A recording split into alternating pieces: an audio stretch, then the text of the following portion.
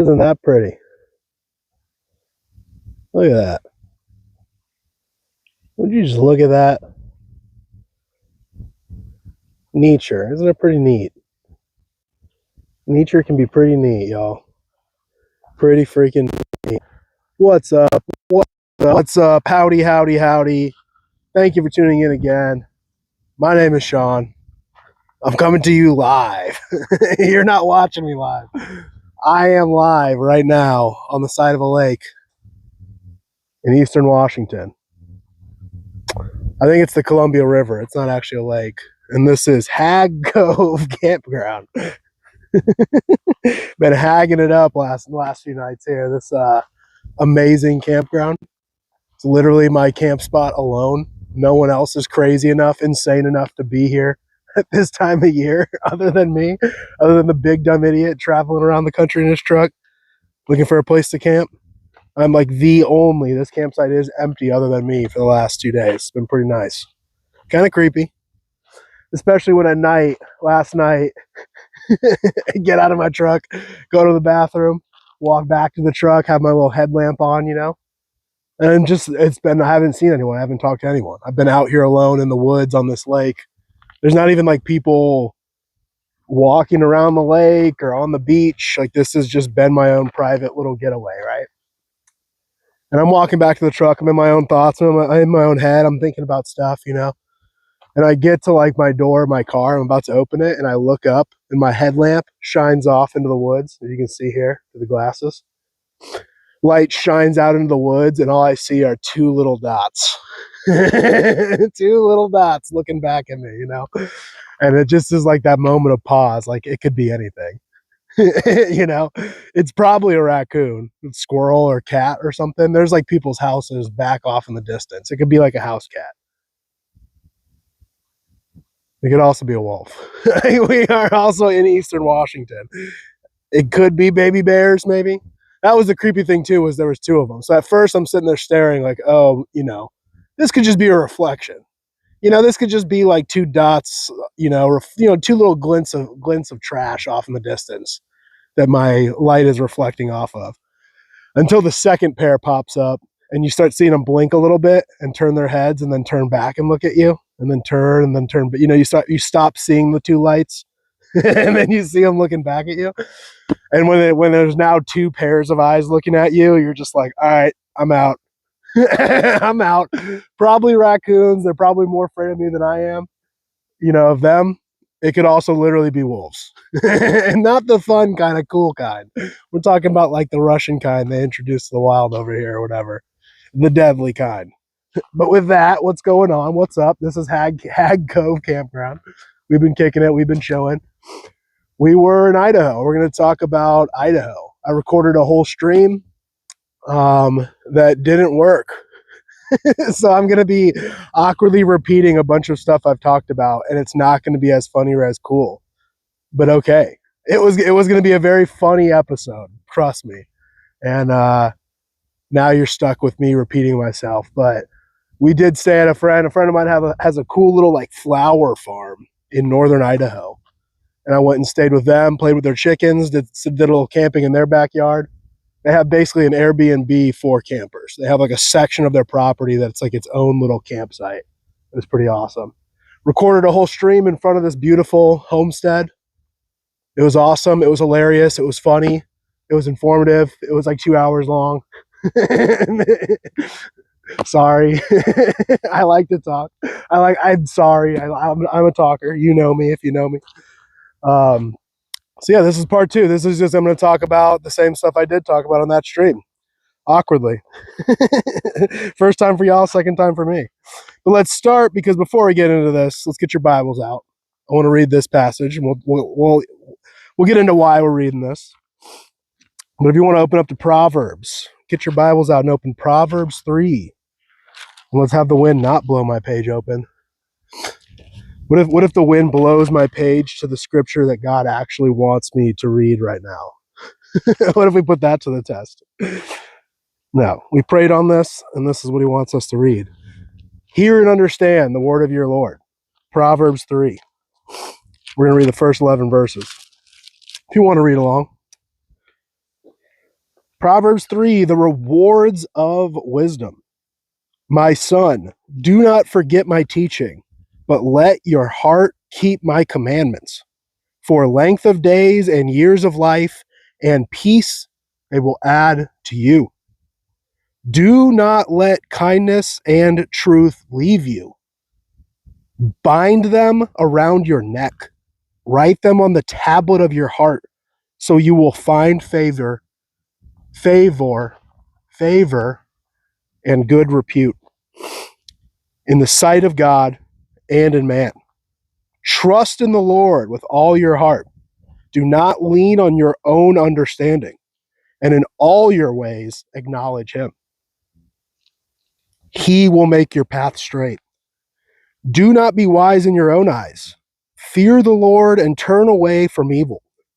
It will be healing to your body and refreshment to your bones. Hear the Lord from your wealth and from the first of all your produce. So your barns will be filled with plenty, and your vats will overflow with new wine. My son, do not reject the discipline of the Lord or loathe his reproof. For whom the Lord loves, he reproves, even as a father corrects the son in whom he delights. How blessed is the man who finds wisdom, and the man who gains understanding. Do not shy away from reproof and the discipline of the Lord. Easier said than done, though, right? Isn't it always easier said than done when it comes to Proverbs? When you're just reading Proverbs and you're like starting to feel like so incompetent and full of crap. And you're like, man, I sound a lot like this fool. He talks about, oh man, I'm not really good at any of this stuff, you know? And you just start to feel like a big piece of crap after reading Proverbs, you know? You know? Is that relatable? Is that just me? Is that relatable or is that just me? But why are we talking about Proverbs 3? We are talking about Proverbs 3 because your boy was in Boise. And I'm driving around, I'm kicking it, I'm hanging around, checking out Boise. Went to a Boise State football game. We'll talk a little bit about that. You know, met some nice, good folks there. Made some friends in Boise. I really like Boise. But my fat self, my big old self, stumbled in, gazed my eyes upon the glory that is In-N-Out. I haven't had In-N-Out in 6 years. And I was expecting, like, I was like, yeah, when I get to Seattle, maybe I'll look for one. You know, yeah, when I'm in Northern California, I'll definitely find an In-N-Out somewhere, you know. But boy, oh boy, was that a pleasant surprise. So what do? What is like my addicted? We've talked about this on previous streams, but I'm like, ooh, In-N-Out. Yes, In-N-Out. I was so happy. So what do? My like addictive all-in personality just goes, all right, for the next week, every meal is now In-N-Out. I will now be eating. I haven't had In-N-Out in 6 years. I am now going to eat it twice a day for 4 straight days. Stop me. I am a human being. I have free will. God gave me free will. This is what I'm going to choose to do with it. Eat nothing but burgers and shakes for the next 4 days from In-N-Out. So yeah, I mean, I did eat 4 straight dinners at In-N-Out, you know. Sue me. Sue me, all right? They were glorious. They were delicious. Marvelous. But I was pretty sinful. If we're going to be honest, if we're going to be talking about, you know, owning up to your problems and your mistakes, let me be the first to confess that I was very gluttonous in Boise. I still went and worked out in the morning trying to pretend like I was justifying eating my 3x3s with 2 milkshakes because the milkshakes are too good and they're also too small and only one size. So you have to order milkshakes, plural. There's no way you can go to In-N-Out and just order a milkshake. Sorry, you just can't do it. You have to order 2 or 3, you know? They're the best milkshakes. So yeah. So you're looking at a man who was starting to do a little bit of, you know, lose a little bit, looking a little bit fit, looking a little bit healthy, to now being just like fat again, you know? Was it worth it? It might have been. It might have been, y'all. It actually might have been. It was pretty awesome. Met my little, I think my future wife was I called her my milkshake maiden, and she thought that was hilarious. But like the girl with like the most prettiest eyes ever was the one in the drive-through both times. Like the first window, like taking the money in the drive-through, and she had the prettiest eyes. And she was digging me. I was being funny and flirty. I was like, it's tough to find people with eyes prettier than me. I'm usually the man that walks into the room and I'm like, guys, I know my eyes are the prettiest in here. I know my eyes are like the prettiest eyes you've seen all week. But I'm more than just a pretty set of eyes, all right? I'm a man. I have opinions. I have value. I have worth, dang it. And I'm more than just a pretty set of eyes for y'all to stare at, all right? Sometimes I feel objectified by how pretty my eyes are. It's like, guys, there's more to me. Like, I have a personality. I'm not just pretty, a pretty pair of eyes to look at, to gawk at, all right? But yeah, we were joking. I was like, yeah, I was like, yeah, it's tough to find someone with prettier eyes than me, but I might have. Like hitting her with the little charm, the little Sean charm, making her laugh, making her giggle. And then the second night in a row, I came through the drive-through line and it was her again. And I was like, wow, now it's just embarrassing. Like now I can't be, like, how can you aura farm when you're the fatty that's getting like too much food for the second night in a row in a drive-through line, Aura killed. Negative aura. Negative aura, but delicious burger. One of the best. And the best milkshakes, man. Whoo, I can taste it now. Ooh, I'm tasting it now. Oh, does that make me fat that I can taste thoughts? I can taste thoughts. But it was great. But yeah, I called her my milkshake maiden. I was like, oh, great, my milkshake maiden is back. And she thought that was hilarious. So that was funny. Getting my dad jokes in. Getting my old man jokes ready as I old and turn old. But no straws. Milkshakes, dudes, no straws. They're gay. We all know this. No straws. We're not gay, bro. Stop sucking on a straw. No pickles. We're not women, dude. Get these pickles out of here. I hate when people put pickles on stuff. I always have to say no pickles. And then the first time I think, for some reason I forgot. I was like, In-N-Out doesn't put pickles on their burger. So I didn't order. I didn't say it. I was like, yeah, just give me like the 3x3 animal style, Totally blanking on the fact that they were going to throw like 4 giant, disgusting, gross pickles on there.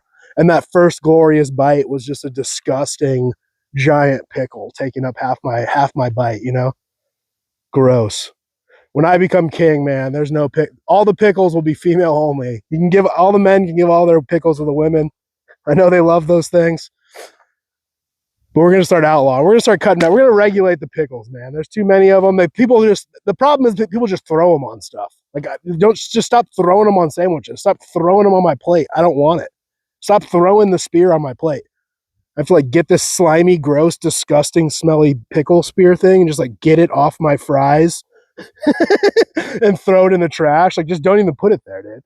Keep your pickles to yourself. I'm not a woman. I don't want a pickle with my meal, bro. I'm not a woman. You see me.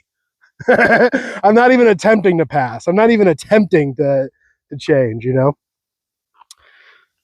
Leave the pickles out and leave the straws out of my milkshake. And I didn't realize I had to say that. But In-N-Out, of course, puts the straws in the milkshake. They like put your straw in your milkshake like they're doing you a favor. And it's like, bro, do you think I'm gay? Like, why would I drink this? Why would I suck on this straw right now? Get this straw. So I'm like pulling the straw out of my milkshake and like it's just like, I'm like, it's like falling. It's like, come on, dude. Come on, bro. What are you doing to me?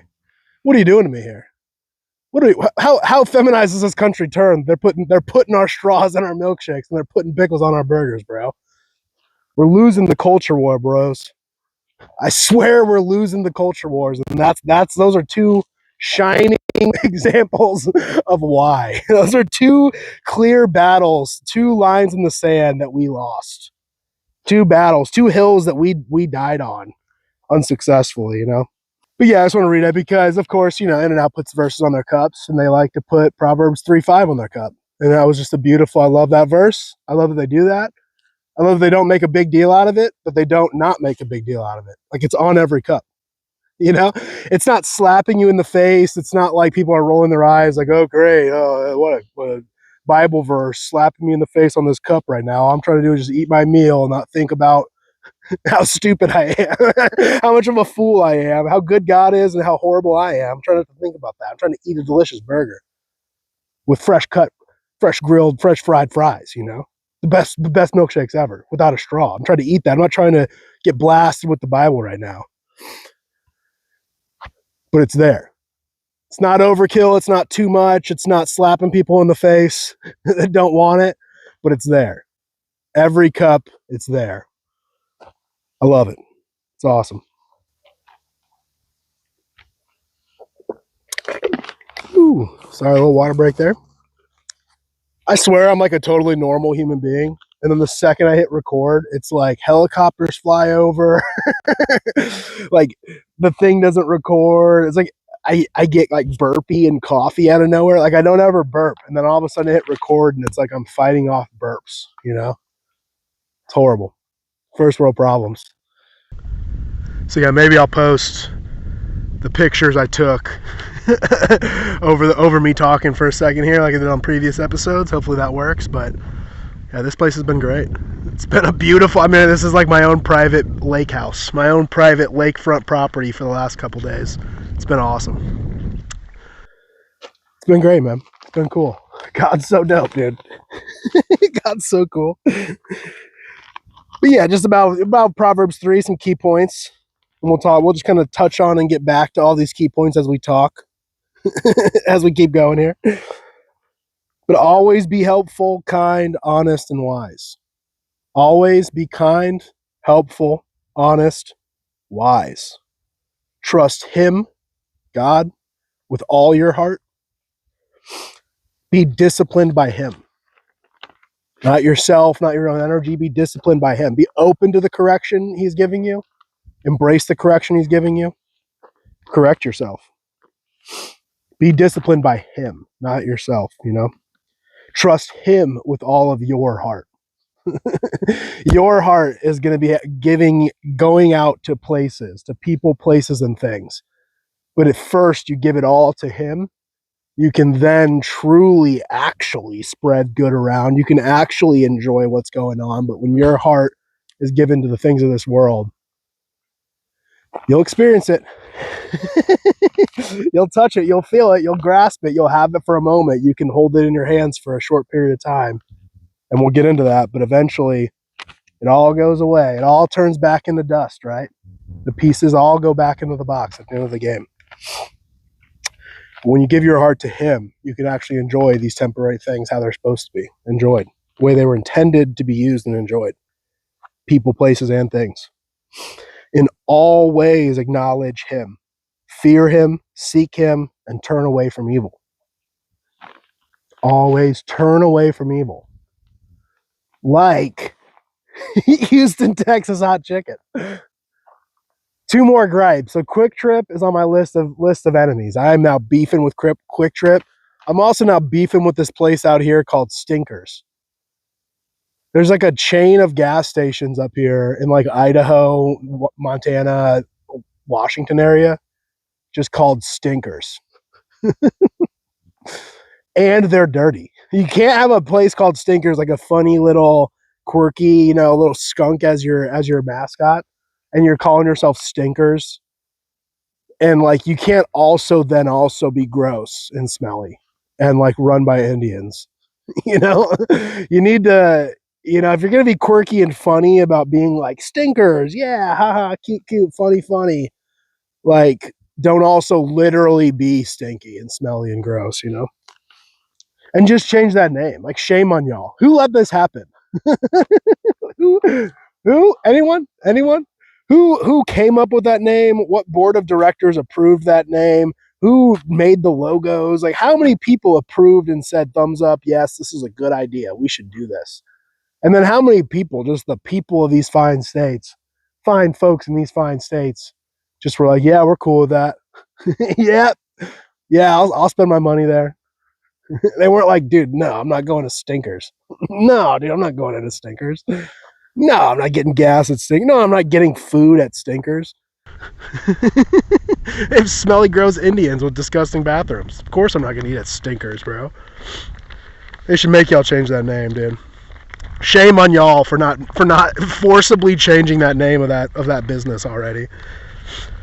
But Houston, Texas hot chicken, man. I like the videos. They're funny on Instagram. I was like so excited to try it out at some point. You know, I knew at some point, just like In-N-Out, I'm like, eventually I'm going to run into one on these travels, on this journey. Let's try it out. I hear the hype. I hear them talking smack. I see the funny memes. I laugh. I'm a man. I scroll. I see funny meme. I laugh. I smile. I hit like. I make a funny comment in the Instagram chat. I keep scrolling, you know? I am man. I am simple. But I went and had it, and it was like nothing impressive. It was Hattie B's. It was like literally you walk in, the colors, everything. It was like the most like we were trying to be Hattie B's, but like pretending to be unique and cool and edgy. So that was kind of a bummer. That was kind of a letdown. It's like, man, I wanted to show up and have it be like kind of actually cool, actually rough and gritty and fun and cool, and then like actually taste really, really good. But yeah, posers, man, not worth it. Not worth it. Did not live up to the hype. So as you turn away from evil, as you turn away from evil, turn away from Houston, Texas hot chicken, and turn instead to the one true hot chicken place, which is Hattie B's. Hattie B's. Prince's is probably just as good. It's up there, but Hattie B's is the OG. Hattie B's is the original. Hattie B's is the one that everyone tries to intimidate. Hattie B's is the queen wearing the crown, and everyone's coming for it. And when you come for the queen, you best not miss. So Texas hot chicken, Houston, Texas hot chicken. You came for the crown, bro, but you missed. Now what are you going to do? Ain't nowhere to run, nowhere to hide. Ain't no stone to hide under. Ain't no stone to hide under. No quarter for traitors. Get them, boys. Sick them, boys. Run them out of business. Make stinkers change their name. Make Texas hot chicken bend the knee to Hattie B's, you know? We need to be a little more demanding of our corporations, our businesses. But also shout out two places. I've been going to a bunch of Starbucks and coffee shops. City Brew Coffee was sick. That was my favorite place. They had the best Wi-Fi for some reason. Widaho. Widaho coffee. It was like a coffee and a bakery and an ice cream shop. It was awesome. I just posted up all day. People were so nice. It was so cool. It was just this little in the middle of nowhere, outside of Driggs, Idaho. Like middle of nowhere place is just like one of the coolest, best coffee shops in the country. And the people were nice. So shout out Widaho ladies, my Widaho ladies who said they'd check out my streams. And shout out to Hyde Park. Not Hyde Park, but in Hyde Park area of Boise. There's a coffee shop called Hyde Park. And it was like the stereotypical, it was like the community watering hole. I was so jealous. I was like, dude, I want to live in this neighborhood just to like be a part of this. Like everyone, the customers were all friendly. All these groups of people were just definitely like people in the neighborhood meeting up for their morning, you know, newspaper, their morning cup of joe, hanging out with their friends, catching up, telling stories. It was so wholesome, so nice, so cool. It was just like a cool coffee shop, you know. It really was like the third place, the watering hole, you know, the place where people enjoyed starting their day off, their community with their neighbors. And the people were nice. I was making friends. I made a bunch of friends just sitting there. Like people were just so talkative and friendly, just me sitting there working, trying to upload stuff all day. And made friends with the little baristas, and she was just going through hell. She was just, I don't know if it was maybe that time of the month or something, you know, but she was just stressed. Like she was nice. You're talking to her, she'd kind of break that character. You to give her a second of pause, and she'd be real nice and friendly, and seemed really authentically nice and friendly. And then it was like back to work, and she's scrambling, she's cleaning stuff and bussing and making drinks and doing this and doing that. And I felt so bad for her because they were so busy, you know. But and I didn't do this. I wanted to do it so bad, but they had this pretty like sign, you know, like right in front of the espresso machine. So I'm sitting here working, looking at her just having a nightmare of a time. And I know that because I've been there before. I've worked in restaurants, I've worked in coffee shops. I've been on the other side of that espresso machine. I'm feeling her pain. I'm feeling for her. I'm like, sorry I have to go through this, sweetheart. Hey, sweet cheeks, sorry you have to go through this, you know? But there was this sign on the one side of, so as she's making espresso, you know, she's making the stuff, stressing, panicking, hustling, bustling. On the other side of the espresso machine was this like cutesy little handwritten sign and like fun little like cursive writing, you know? And it said, what I wrote it somewhere. It said, "Be kind and smile more," with like a cute little heart. Be kind and smile more. And it was like a, you know, it was on the other side of this espresso machine. So if you're looking at the sign that says that, be kind and smile more, and on the other side of it is just this barista going through hell. And she's just like stressed out and hustling and going and she's literally grinding. She's grinding in the metaphorical sense. She's hustling, she's bustling. And I wanted to go up and be like, hey, just smile more. Hey lady, you know what you should try doing? You should try turning that frown upside down. Hey lady, hey sweet cheeks, you know what you should do? You know what you need to do right now? I think would make your day a little better. You should smile more. You should be kind more and smile more. And then just be like, what? I mean, it's just it's just your sign. I'm just giving you advice from your own sign. The thoughts run through my head. Hey ladies. Hey ladies, I know you're stressed. I know you have a line out the door. I know you're like annoyed because people are consistently asking you for stupid stuff, like coming up to you, interrupting you to ask for a straw when it's like right in front of their faces, right there for them to grab themselves, you know? There's just those, like, you're just so annoyed and you're so busy. And then me comes up and just goes, you should smile more. But what's the double standard there? Because they have a sign that's telling me to smile more. So like there's a double standard there. So like what you can tell me, be more kind. Hey bro, be more kind. Smile more, bro. But I don't get to come up and be like, hey, sweet cheeks. You know, I just want to give some good advice I think would help your day. Brighten up your day a little bit. Remember to smile. I would be the bad guy, but they can make a sign that tells me to smile more. Okay, it's cute, it's fun. They get a pass. I see how it is. Bros, we're losing the culture war, man. We're losing the culture war. That double standard shouldn't exist. But shout out to Hyde Park girls. They were cool. They were cool. Their sign's fine. Whatever. Went to Craters of the Moon, saw the Sawtooth Mountains, drove around the Sawtooth Mountains a little bit. Have seen like the most insane and crazy, like the full moon a couple weeks ago, and then there was a crazy crescent moon the other night. Stars are just incredible, dude. Just being like, I'm in the mountains in the middle of nowhere. The stars are like the best they're probably ever gonna get, you know? It's been so crazy.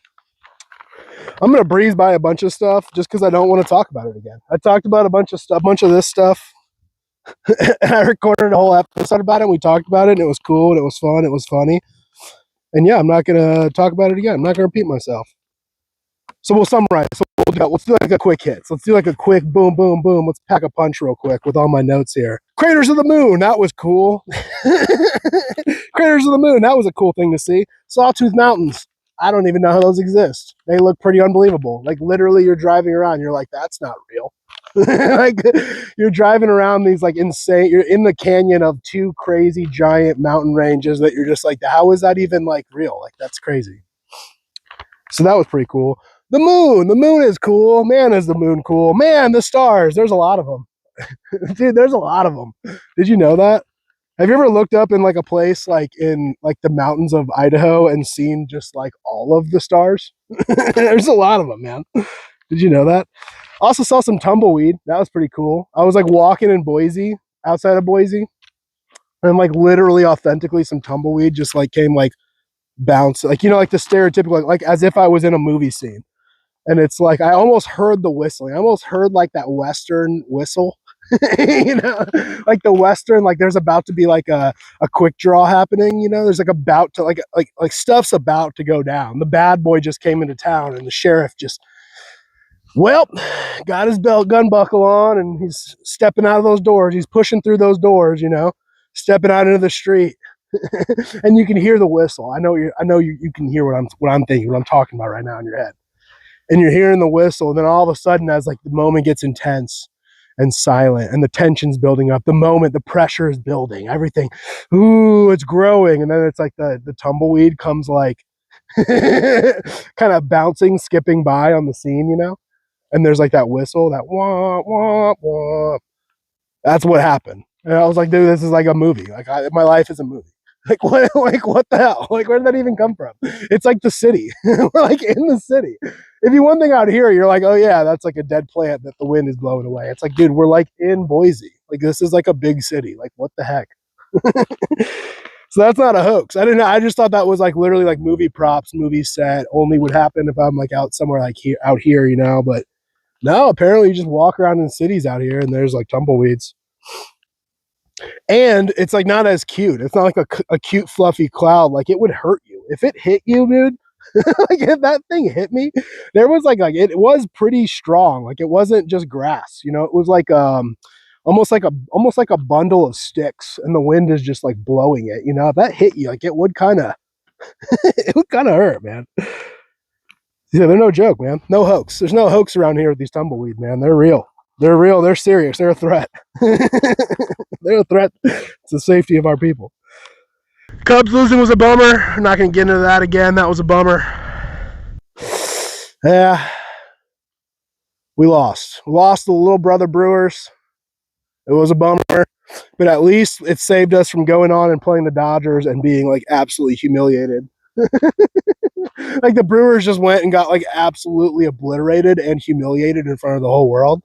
So that was pretty cool. At least that wasn't us. At least Shohei Ohtani didn't like have the greatest game ever from a baseball player, like on us, against us. Like forever, like in history, like forever when they replay that moment. Like in 40 years when they're talking about like the greatest performance of all time, and they do like pull up the highlight reel. And it's Shohei like striking out 10 dudes and then turning around and hitting 3 straight home runs. Both feats are like basically impossible. He pulled them off simultaneously at the same time in the playoffs.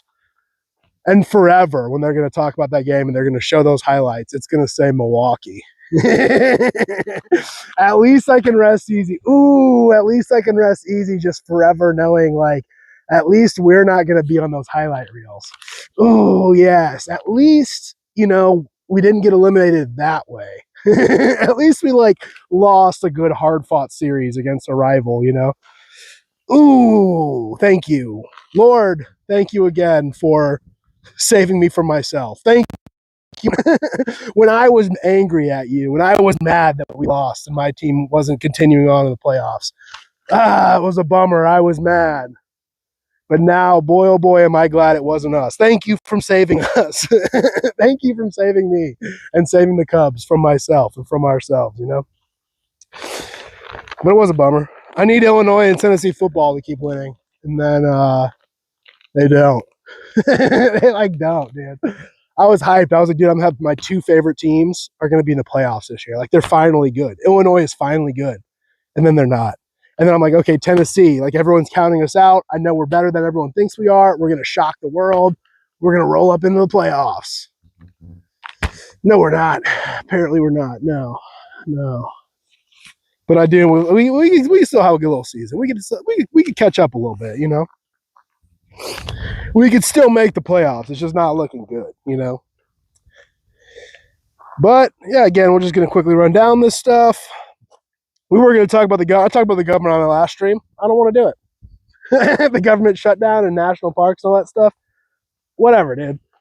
Government shutdown, more like shut up, government, bro. Just shut up. Shut up. I don't want to hear it. Keep our parks open. They're our parks, not yours. Just shut up, bro. Keep them open. Stop shutting down the government. I'll care about a government shutdown when they start caring about us. When they start caring about Christians and us. When I don't have to like be the one with stuff in my backpack handing out food to people on the concrete every night, I'll start like caring about what the government's up to, because the government's not doing anything to help these people. And I'm supposed to be mad at like what? Some other thing? Yeah, I don't care, man. I don't care. Until you start actually helping people and still positive change starts to happen in this country, like, I don't care. Shut it down or don't shut it down. Who cares? It doesn't matter either way because you're not helping people either way. The government being run is not helping people. The government being shut down is not helping people. So I don't know. I mean, call me ignorant, but I don't know, man. Once I really see the government helping people, then I'll be mad. I'll be like, oh no, let's not shut it down. Because we actually need it, because it's actually helping people. I don't know, man. I'm not really seeing a lot of that these days, so I don't really care that it's shut down. You know, when they release the Ep.16 client list, you know, when they maybe start doing something about all the Christians dying all over the world, like when they start, you know, maybe stopping Israel from genociding a whole population of people, you know, like maybe some of those things, when the government starts like doing that, doing its job in those ways, like maybe, you know, not letting Christians just be like slaughtered in mass and thrown into mass graves in Nigeria, or like pushed out of their homelands in Armenia, or, you know, defended here when they're mocked and ridiculed and kicked out of their jobs for just having their faith. You know, yeah, maybe when the government starts doing a little bit of caring about Christians, maybe I'll start doing a little bit of caring about the government, you know. Until then, just shut up about it. The government shutdown, bro, shut up. I don't want to hear it. I don't want to hear it, bro. I talked about, we'll summarize. I talked about it a bunch, but the people up here, they're either called, I was asking, like, what would I call you guys? Like the grouping of people that lives in these states, like Wyoming, Montana, Idaho, because they're not Western. They're not coastal. They're not really Pacific Northwest yet. You know, now I'm in the Pacific Northwest. I'm in Washington. You would consider this the Pacific Northwest. But like, you wouldn't say that about Montana, you know? So I was asking people, and I got two different responses. I got inland Northwesterners. I'd never heard that before, but people apparently say inland Northwesterners. I've never heard that. Apparently someone was like, yeah, that's what we're called. So, okay. The other one's just like, yeah, we're Rocky Mountain people. We're like the Rocky Mountain folks. And I was like, all right, I'll just go with that. Like, yeah, you're just the mountain folks. You're the Rocky Mountain people, you know? That's cool. But all these people, and I did a big rant, I'm not going to repeat it. In summary, they're just nice. They're nice underneath the surface. They just take a little bit of getting, you know, you do have to scratch that surface on them. They're like cold and reserved and untrusting and a little bit like shy almost at first. You know, they for sure, as you're walking by, like they're not going to look you in the eyes. If I'm the kind of guy that's like, hey, good morning. And they still will like, they'll pretend like they didn't even hear that because they don't want to even acknowledge you. They don't want to talk to you. They don't want to make friends, you know? But then once you do, like I sit at a coffee shop and I'm so used to like the social interactions being very like cold, very like, leave me alone. I don't want to start a conversation right now. What are you up to? What do you want from me? What are you getting at here? Why are you talking to me? What do you want from me? You know? You sit down at like a coffee shop and you like sit and make friends with the people next to you. You start like literally making friends. Like I'm like making these relationships, you know? So just funny. It's like, unlike the South, where the South is very like on the surface, nice and friendly and welcoming. It's like here, they're not. On the surface, it's the opposite. They are like unwelcoming. They are like unfriendly, but they're not nice. You know, they're not nice. A little double negative it up. They are nice. It's just, you know, cold outside. It's like they are just cold people. They're shy people. They're reserved people. They're like mountain people. They're very like tough people, you know. And then you get to know them. They're nice. They're friendly. They're funny. They're jokey. They, you know, they're nice. So that's all I'll say about that. Because I talked about that, and then there was this guy at a Starbucks. So I was at a Starbucks just working on my computer, and this guy kept looking at me, you know. And I have stickers on my laptop, so people sometimes look at my stickers, and I'm like, okay, yeah, whatever. I catch them looking. They think it's awkward. I'm like, dude, I have stickers on my laptop. Of course, like I'm not gonna get mad if you look at them. They're kind of like, the point is to be looked at, you know. But he kind of kept getting like, he was like staring at me, and then when I would turn to look at him, he'd look away. And he kind of was looking angry, like he kind of looked like mad. And I have some Christian stickers, so I'm like, oh, maybe he just really doesn't like my like God wins sticker on my laptop or something, you know. But so he gets up to leave, and I'm just like not even thinking about it. I'm still like working. He comes up to me and he goes, just with like the nicest tone ever. She's like, I'm so sorry to interrupt you, man, but can I give you some advice? And I was like, yeah, like yeah. And I'm thinking he's mad at me. I'm like, dude, he just kept like looking at my stickers, looking at me, kind of scowling, kind of being angry. Like, is he about to like chew me up? Is he about to like give me a speech? And again, I'm thinking my mindset is like, oh, he might hate my Christian stickers. I might be about to get like, I may be about to be entering into a very difficult, very unwanted conversation in the middle of the Starbucks that I'm unprepared for and unexpected, you know? That's the instant thought in my head was like defense. Like, oh no, here we come. This is going to be an argument. This is going to be awkward. And he's like, I'm so sorry to bother you. Can I just give you some advice? And I'm like, yeah, you know, like fists ready to go. Like, what advice? What are you going to do to me? What do you want from me? You know? Now I'm turning into the cold mountain guy. What do you want from me? What are you up to? And he goes, he's like, I'm so sorry about this. And I'm like, now I'm like, okay, he's not an angry, mean guy. He's like me. He's like awkwardly trying to explain himself because he's a nice guy and doesn't want to be misunderstood, you know? But basically, long story short, he tells me what I'd been doing is I put my laptop on my laptop case just when I'm at a coffee shop. My thinking is like, I don't want to put my laptop like on like, you know, sticky surfaces or dirty surfaces at, you know, these random coffee shops I go into. At like just some Starbucks, you know, there's crumbs, there's coffee spills, there's whatever sticky things on the table. I don't want it to be putting my laptop on it, you know. But he was like, you're going to fry your computer. He was like, you're going to definitely overheat your computer, like, because the fan is on the bottom of your laptop. You don't want to like be putting that fan onto this like cloth thing, you know. And I was just like, oh, thank you so much, man. And he was like apologizing 5 more times on his way out. I'm so sorry. I didn't want to bother you. I'm so sorry. I didn't want to seem weird. I'm so sorry. I'm so sorry. I'm like, dude, you don't have to apologize to me or else you're going to make me start apologizing to you 10 times. I am that guy that has to apologize 10 times. I need you to not do it for me right here, right now. But he was nice. But long story short, in summary, I'm over here judgmentally thinking like, man, people up here are so cold. They don't want to make friends. Like, I'm so nice and friendly to people, and people are just so cold and like give me weird looks and don't want to talk to me. Or they're at a coffee shop looking at me all mad. And I'm like, what are they mad about? Why am I making them? Are my stickers offensive? Like, what am I doing to people, man? And I'm in my head and I'm like, all getting all judgmental. And then all it takes is just like one quick little interaction. Be like, oh, that guy was actually really nice and friendly and helpful. His facial expressions, his look, his demeanor, his first impression is very cold and reserved and angry or whatever, you know, RBF. And then Riggins, Ohio, dude, I had a moment. I was driving in the middle of nowhere. We were driving from the middle of nowhere, and I drove to this town, Riggins, Idaho. It's just nothing. It's like a nothing town. It's like not even a town. It's just a collection of people that live in this canyon, in this valley. And I ran for like 30 minutes on it, and I'm going to summarize it now because I don't want to rant again about it. But basically, I was blown away. I was like, this place is so magnificent. Like, it's these giant, beautiful, grassy mountains. You're driving, the whole drive was like through this canyon. So all on either side of you is just these beautiful mountains, like grass, trees, shrubbery, all the colors. Everything was so glorious. These giant mountains, you know, and you're just kind of rolling and snaking your way through them. And then finally you get to this little tiny town, Riggins, Idaho. And there's like nothing there. It's like 1,000 people. It's just like some houses, like a gas station, like a restaurant.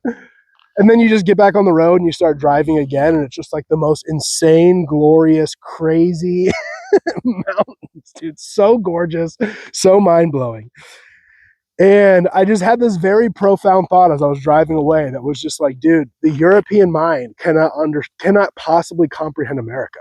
Like the world cannot possibly comprehend America and how awesome and crazy this place is. How beautiful and insane this place is. Like, this is like, I'm looking around at the nature and I'm like, this place is one of the best places on planet Earth.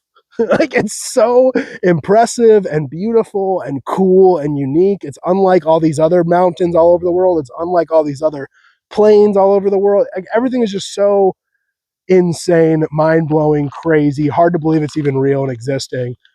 And then it's just the middle of nowhere. No one knows about it. You've probably never even heard of this place or will never even go to this place ever again unless you like search it right now in Google because I brought it up. It's just the middle of nowhere. Who cares? No one, I mean, even the people that live there, it's like nothing nice, nothing to write home about. It's just whatever. It's just some little crappy town in the middle of nowhere. And I'm driving away like, dude, this should be a national park. This is so crazy. This is so awesome. People live here. I want to move here. I want to move and live here. I want to buy land here. Like, this is so crazy. And it's just like, it's Riggins, Idaho. It's just like, it's gross. It's dirty. No one lives there. Who cares?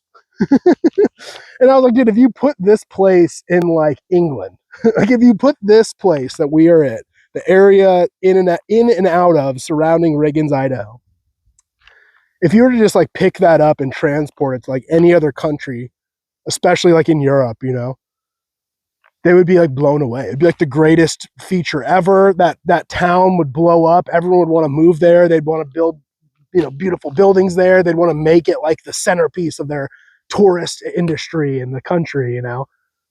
And in America, it's just like, you just got to drive through it to get to Boise. It's just like, it's just some nowhere place. There's just like a bunch of like broken down cars and like, you know, weeds everywhere. Whatever. It's just some middle of nowhere place in America. And just in any other country, it would be like a national monument. It was so crazy. And it, just that juxtaposition of like how big and crazy and impressive it is, but how like little we treated it. How insignificant it is in America and how little and lowly it probably is considered by most people. But then you just stand there at the reality and you look around, you're like, dude, this is glorious. This is amazing. This is incredible. This is beautiful, you know? And, you know, beauty's in the eye of the beholder, because then the people that live there just treat it like crap. And it's just some crappy little town, you know, middle of nowhere. No one cares. No one's going to move there. No industry's going there for any reason. It's all just, you know, whatever. But that just speaks to how amazing America is. It's like America is so big, so beautiful, so impressive, that it's just like, why would you go to there? Why would you live there when you could live like 2 hours to the east is like Yellowstone? It's like, oh yeah, okay. Yeah, this place is awesome, but yeah, also in every direction, there's like other even more awesome places somehow. And that just speaks to how unbelievably amazing this country is, dude. It's so cool. It's so amazing. It's so full of wonders and awes that even like a place like that is just like, just drive through it. Like, no one lives there. 1,000 people just live in the middle of this like beautiful, glorious canyon. It's just like some people live there. Who cares? No one's ever heard of it. But they were pretty. Their sign on the way I was driving out of town, I was like, dude, that's pretty sick. Is their high school mascot is the Savages. Just the sign just said Riggins, Idaho, home of the Savages. I was like, that's sick, dude. I want that sign. At some point in my life, I want to like buy, when they replace that sign, I want to go there and like go to the auction where they sell off the old sign that says, welcome to Riggins, home of the Savages. It was sick. I love that. It was cool. So yeah, and then La Jefa got chipped up. Kind of nice little rock right to the face, right to the windshield of La Jefa. Wasn't fun. It's kind of scary. My poor baby, my sweet baby, my sweet pretty lady got smacked in the face, dude. Just smacked in the face by a rock, you know. Took it like a champ, though. All it was a little tiny little scratch. Got it patched up or whatever. Took it like a champ, dude. She took that blow like a champ in the face. La Jefa don't play around, dude. Took it to the dome like a champ. So, yeah. I was gonna say, our bathrooms up here are like always surprisingly nice and clean. Just everywhere you go, truck stops and stuff. So shout out to these mountain folks. Shout out to everyone up here being nice and cool once you get to know them. But cell service and Wi-Fi sucks. Their internet sucks. It's been a nightmare. I spent hours and hours and hours. The last 2 episodes I uploaded took me like 20 hours to upload it. It was so stupid. And then YouTube tried to copyright strike it and take it down after like sitting in a coffee shop, I'm not kidding, for 10 straight hours uploading a freaking video to YouTube. And then the second it's done, it just goes like, oh, we detected a copyright. Can't be shown anywhere. Great. Thanks, YouTube. Thanks, technology. But yeah, I can't wait. We're on our way to Seattle, so we are going to keep kind of exploring Washington, and we're going to be on our way tonight/tomorrow. We are heading in the direction of Seattle. Hopefully service gets a little better out there, you know what I mean? Cell service, as long as it's good enough, you know, but Wi-Fi, man, when I'm like in a coffee shop, I sit down, you want to work, it's like I want good working internet. You know, it's one thing I'm out here, I'm on my cell phone, it's like, oh yeah, I kind of expect my service to be crap. Driving around the country, you know, just on your cell phone in general, day-to-day life, you're like, yeah, this like shouldn't exist anyways. This is like a magical like alchemical device created by people that like I don't even believe are real. Like, how does this thing exist? It's kind of mind-blowing, but for some reason I give slack to my cell phone being slow. Like, for some reason, in my opinion, it's like, oh yeah, whatever, bad service, it's a little slow, I'll wait for it, whatever, it's a phone, it's crazy we even have these things. But I don't know why I don't do the same when I sit down and use my computer and it's a little bit slow. But I just sit down, you pay for your coffee. I'm paying to use the internet. Essentially, I'm paying for something as an excuse to sit here and use your internet for a couple hours. And that turned into 10. Ugh. So yeah. And then I just is obvious that mini rant over. It leads me to the next conclusion, my next conspiratorial conclusion, based on how crappy the service is out here, that like definitely the story we're told about satellites isn't real. You know, when they tell us that like satellites in the sky beam down the signal to us, it's like that doesn't happen. That's you know, save those lies for someone else, dumber than I. Because if that was the case, when I get to the top of the mountain, I should have good service. And when you're in the bottom of the valley, you should still have good service. And it shouldn't be, you know, it's almost as if the signal is coming from towers, you know, instead of from above. Because, you know, if it's coming from towers horizontally, you know, if your signal is coming from towers, then it makes sense why if you're on like now you're on the other side of the mountain, you had good signal on this side of the mountain because you're getting pinged with this tower, right? When you climb up and go over on the other side of the mountain and you now have no service, like that wouldn't happen if the signal was coming from above. You know, you follow me? Like, it wouldn't matter that I went to the other side of the mountain. It would still be the same signal coming from the satellite, right? But if it's not coming from a satellite and it's instead coming from cell towers, and then I go on the other side of the mountain, the signal is blocked by the mountain, you know? It's just become pretty obvious as I travel and navigate and seeing like when I have signal versus when I don't, when it's working good, when I lose it. It's just pretty obvious that our signal is not coming from satellites above us. You know what I mean? You know, if you know, you know, I guess. If you know, you know. If you know, you know. The fries were good. Yeah, we'll keep going. Fries. They have famous potatoes on their license plate. And they weren't playing around with their fries, man. In-N-Out's fries were sick. I went to a couple other places, both places. I was like, dude, these are some of the best French fries I've ever had in my life. Like, crisped perfectly. Not too much, not too little, salted just right, you know? Crazy. They really were not messing around with their famous potatoes. And then one place I went to, I had sweet potato fries, and they come with like wacky different dipping sauces. And I like told the guys, like, dude, just give me like the two like weirdest popular ones, you know? I was like, you guys pick for me. Like, what ones do you guys like, or which ones do like the customers like? Just hook me up with two. And the dude at the register was like, all right, yeah, I got you. And one was marshmallow and one was caramel. So I'm dipping sweet potato fries into marshmallow sauce, and it was so bomb, dude. It was so good. And then the caramel too. It was like both of them in their own way were so unbelievably good, with probably the best sweet potato fries I've ever had in my life. Like waffle shaped sweet potato fries. So good, dude. So good. But yeah, marshmallow sauce. That was the wild one. I was like, this is going to be so gross. And it was the opposite. So then I'm walking around Boise. We're kicking it. We're strolling. We're doing our thing. I'm trying to look for homeless people to help. I'm looking for stickers to put up. And I see a little cat. Little cat sees me, comes out of this house, out of this yard, comes right up to me, do a little bit of petting, you know, do a little bit of do a little bit of like letting it rub its body on my leg kind of thing. You know how cats are. just kind of kept petting it, kept kind of blinking at it. You know how cats kind of like the blinks. They don't like to be stared at. They like to be like reassured with eye contact, you know.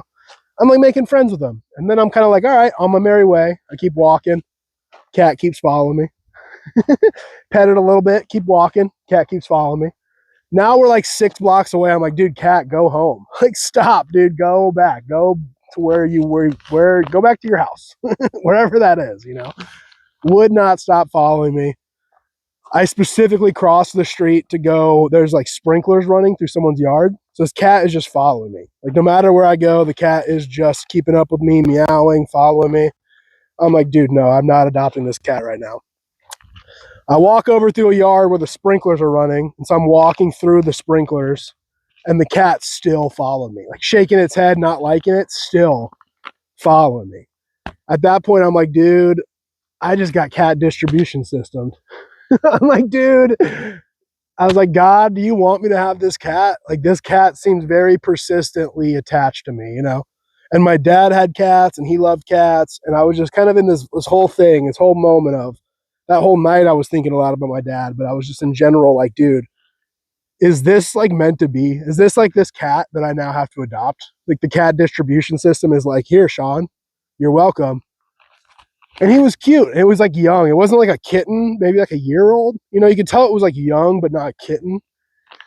And no collar on. And I just instantly, I'm like, dude, I kind of paused there. It's like rubbing on my, it's like wagging its tail and meowing all cute and like rubbing its, you know, side on my legs and stuff. And I'm sitting there just like, dude, do I have to adopt this cat? And I'm just thinking about like the logistics. Like, I live in my truck traveling the country. Like, what do? I just put this cat in my truck and just like drive around with it. Like, what happens if I like stop somewhere like here and it just runs away? Like, how do I get it back in the truck? Does it just follow me forever? Like, are we going to be best buddies? Is this the start of a story where like I hit record on my phone and then I'm like, hey everyone, and I have a cat in my arm. Like, here's, you know, hot dog or whatever. Here's Whiskers, you know, here's my new cat. But I kept walking. I kind of was like, all right, well, I'm just going to walk back to my truck. And if it makes it there, like if it literally follows me, it was probably another mile and a half. If this cat for real does follow me all the way back to my truck, I'm like, I will let it in my truck and we'll figure it out. I'll figure out how to make it go to the bathroom, what to feed it. I'll just figure it out. I'm not going to deny. I'm not going to deny this moment. If this is meant to be, then Lord, let it be, you know? But then eventually I keep walking, and eventually just kind of gave up, turned away, walked back away. And it was, you know, one of those like, oh, sigh of relief mixed with a little bit of like, man, I kind of wanted that cat. Like, man, it was kind of cool. He was kind of cool. And dude, it would be pretty sick if I just like had a pet cat and he just like for real kicked it with me. And I just like had him in my truck. I was just like, hey, you're my cat now. And he just lived with me in my truck and like slept in my truck with me. And like, we came to campsites like this and he just like kicked it. Like, he's just walking around sniffing stuff. And then I'm like, all right, time to go. Hey, hot dog. Hey, hey, whatever your name is, come on, time to go. And like, it just for real did. It just like, you know, skips up, jumps in my truck. I close the door. We drive off to the next campground. That'd be so cool. I'd be so sick. And it'd be good content. I'd be like great content. You know, I'd be like, hey, here's my cat friend. You can watch him like follow me around as I meander around my set, you know. He kind of follow me around. He'd be kind of being cute on camera, you know. Because I know I'm nothing pretty to look at, you know. I'll give you something pretty to look at while you listen to me talk about nonsense. But yeah, then 2 days later, I'm walking around Pullman, Washington. You hear that plane? No planes all morning. Of course, I hit record. There's got to be planes flying around. I'm surprised the boats haven't started. There's got to be some loud boats coming around at some point. You just can't not. I can't be left alone. It's like there has to be planes. There has to be boats. I don't ever burp. All of a sudden I hit record. It's like all I want to do is just burp every 5 minutes. Like, what's up, dude? Satan, you're not taking down my live stream, dude. You're not making. I will not stop. You will not make me quit. You will not make me give in. But But yeah, 2 days later, I'm in 2 days later, I'm in Pullman, Washington, walking around doing the same thing, looking for people to help, looking for stickers to put up, kind of checking out the campus, checking out the sights, the sounds, trying to make some friends. And I'm walking, and all of a sudden, just across the street, like probably the distance from me to you, me to my camera, me to that bush right there, this fox, all black fox, just crosses the street, like from one house over here, leaves the yard, crosses the sidewalk I was walking on, crosses the street, and then goes into another yard. And it was on a mission. It didn't even look at me at all. It just crossed the street, and in its mouth was a cat.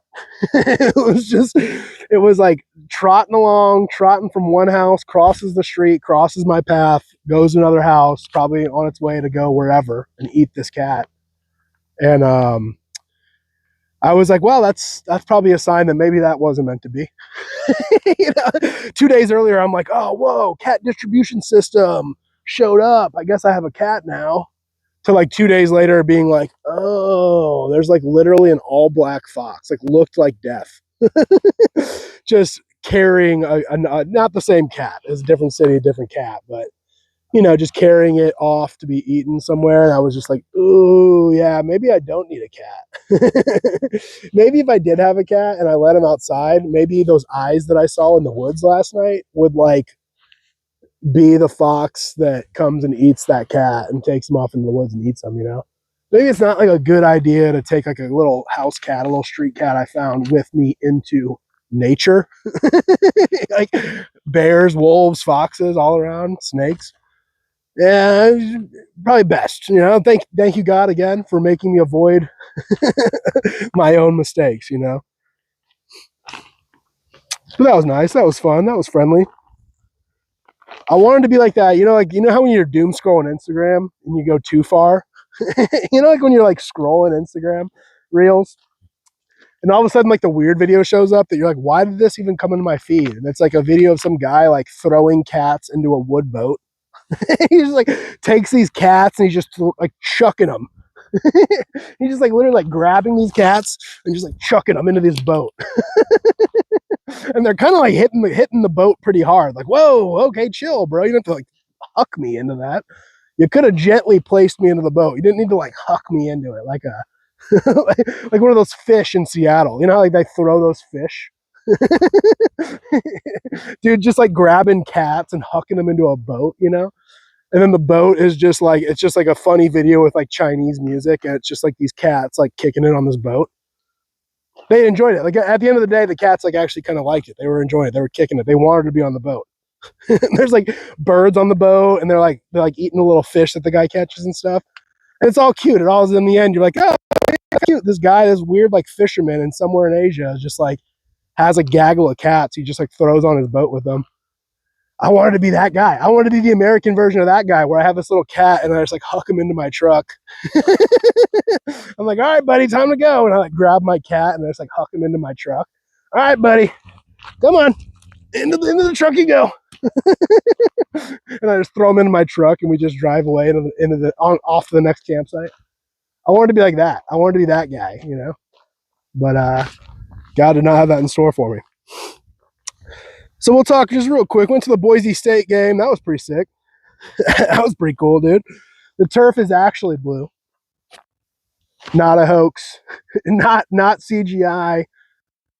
Not a hoax, guys. I got to the bottom of it. I saw it with my own two eyes. I beheld it in person. It is not Photoshop. It is not AI. All around, dude, wholesome night, wholesome people, very clean. The whole tailgating area outside of the stadium was very wholesome. It was like 90s tailgating. It was like your daddy's tailgating. When we used to tailgate, when your daddy's daddy used to show up to the stadium and tailgate, and just the good old boys, and everyone's just like calmly drinking beers and having a good time. They're laughing and they're joking, getting cooked, and there's kids throwing footballs around, and there's like games on. There's people brought their screens on the back of trucks, and they're watching other football games, and everyone's just having a good time. Very wholesome tailgating. Just food, beer, kids playing, people watching sports, having a good time, talking to each other. Contrast that to like the SEC. It's just like night and day, dude. Go to like an Alabama tailgate or LSU or Tennessee. It's just like the food is crazier and bigger, and there's fights and brawls, and women are way too underdressed, and the guys are acting way too retarded and aggressive, and it just wasn't. It was wholesome old school tailgating. It was nice. It was cool. It's your daddy's tailgate. Ain't no normal tailgate, boy. But it was baffling. I ranted about this. We'll keep it short and simple. I'm at this game, and there's zero trash anywhere. It's a tailgate. I'm like, where's the trash? And then I had trash in my hand at one point, and I was looking for a trash can and couldn't find it. I walked like half a mile. I was like walking on different street corners up to the outside of businesses. Like I'm literally walking around for a trash can, especially because I'm like, I'm definitely not throwing. I'm going to be the only person who maybe has ever littered in Boise ever. Like there's zero trash anywhere. It's so nice. It's so clean. It's so well kept. But then it was like, where is a trash can? There's not even a trash can here, like anywhere. And it was just puzzling to me. It was mysterious. I was like, there's like a profound, deep, poetic thing here happening. Like, how can it be clean without the trash can? And maybe it's like, maybe the more trash cans you put somewhere, maybe somehow weirdly that makes the place more trashy. Maybe they don't have trash cans, and somehow for some reason that's like a mind trick where people just for some reason stop being gross and disrespectful and litter, But it took me a while. I literally had to like walk like all over the place, and eventually I was like, dude, I'm just gonna go into the stadium. Like they have to have trash cans and they finally did. Like as you get to the front, because they're not gonna let you take in outside food or drink, so they have to have trash cans there. But it's like that. You had to go to like a guaranteed place where there was a trash to actually find trash. It was wild.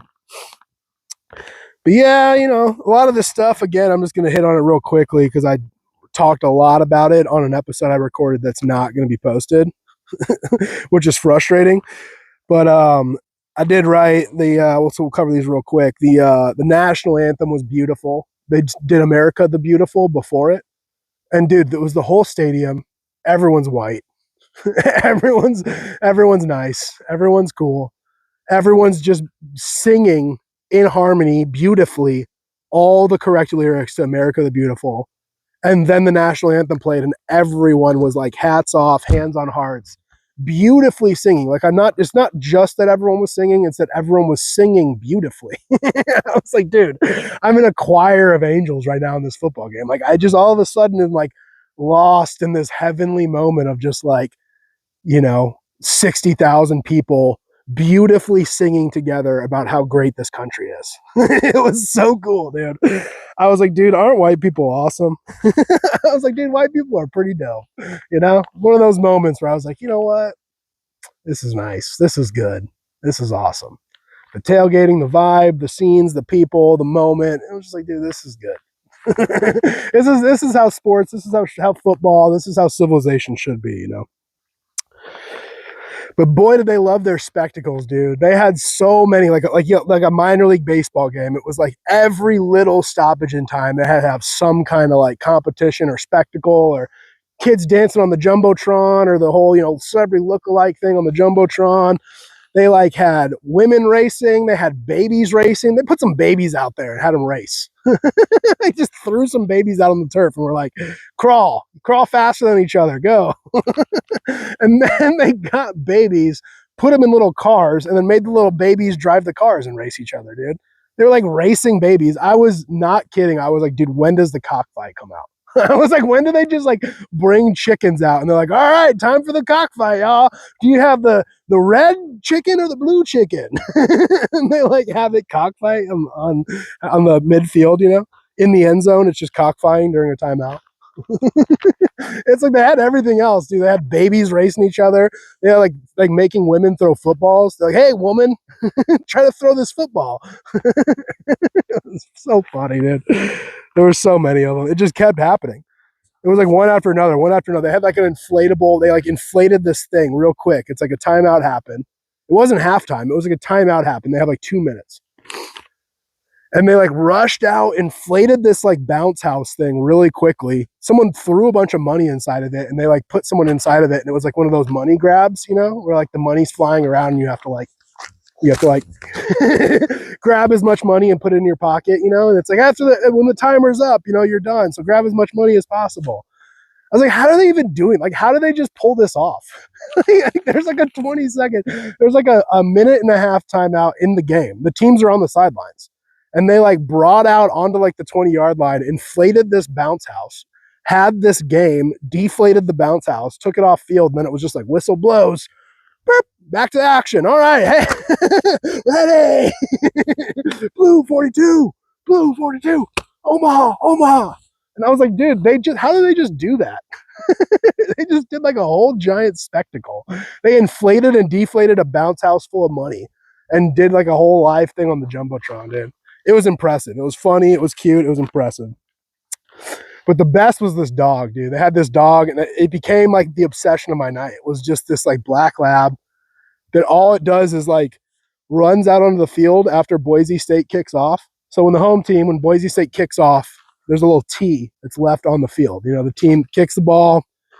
For you people that don't know football, the whole team runs down, tries to tackle the team that just got the ball kicked to them. The play's over, everyone goes back to the sideline. So usually they have someone, like they get like a little kid, or they hire someone to like be the guy that goes and gets the tee off of the field and brings it back to the sideline, you know. But they trained a dog, it trained a black lab to like run onto the field like it's a toy, like it's a ball that's it's fetching, you know, grab the tee and then run back off the field. And this dog was so happy. It was so like it knew the moments too. It like knew a kickoff was happening, and it was like almost kind of like stretching. It was like so excited, like getting ready, like now's my time to shine, baby. Now's my time. Let's go.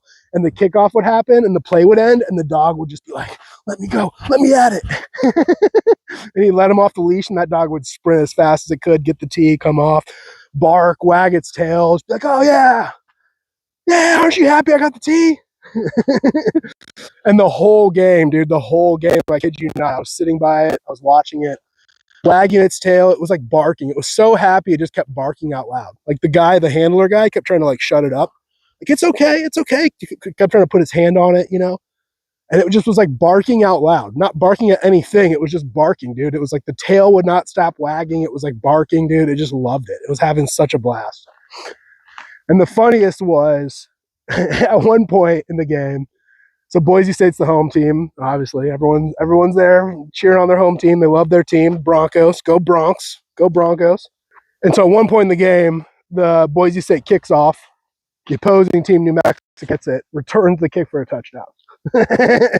Bummer. Dude, the whole stadium was just like silent, sad. You know, there's like the gasps and the like, oh, like the groans, and everyone's just like very silent and a little bit of booing, you know, and it was a bummer. It's like when the opposing team returns the kickoff, it's like the home crowd just is like, dude, man, come on, you know, tackle him.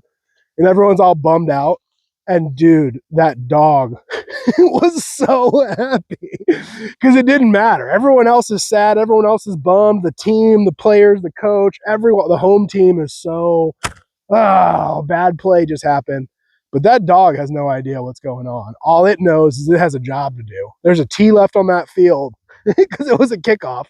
And it sprinted out, got that tee, sprinted back like it just won the Super Bowl. Dude, it was so happy, and its tail's wagging and it's barking. And I was like trying not to laugh because everyone else around me is sad. You know, everyone else is a Boise State fan that cares and is mad or sad or whatever. But I was so obsessed with like, dude, it's me and this dog are like the only two happy people in this stadium right now. Like, there's 60,000 people in this immediate vicinity right now in this stadium. Everyone other than the opposing team, me who just doesn't care, and that dog is sad right now. That dog would not stop. That tail was just wagging, dude. It didn't care. It like did not care that its team just like gave up a crucial touchdown. It was like, dude, I got the tee. I got the T.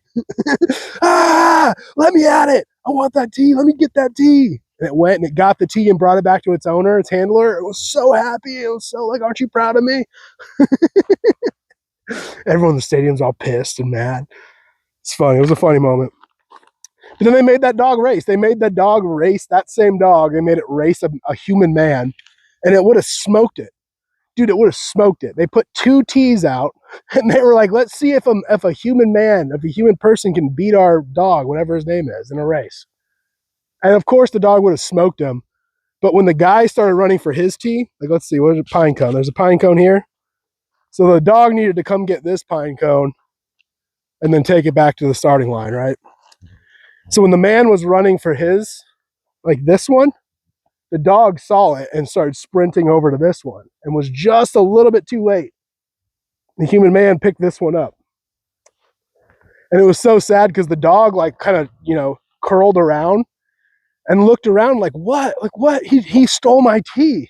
There was a second there where the dog looked and was like, you could just tell its whole world just shattered. Like its whole reality just fell, like an explosion just happened. Like everything just imploded instantly. Like the man stole my tea. That was my life's purpose, is to get the tea. Like everything I do is just focused on running out onto the field, getting the tea and bringing it back to my owner. Like that is my job. That's my purpose. That's my mission.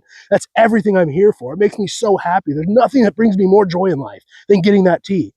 And they like almost tortured it by like making it race this guy. They raced to the same tee. The guy grabs the tee first. The dog just like fell almost into a state of confusion. Like, what do I do? That man just stole my job. He stole my tee. And then eventually he turns and looks and goes, oh, there's a tee over here.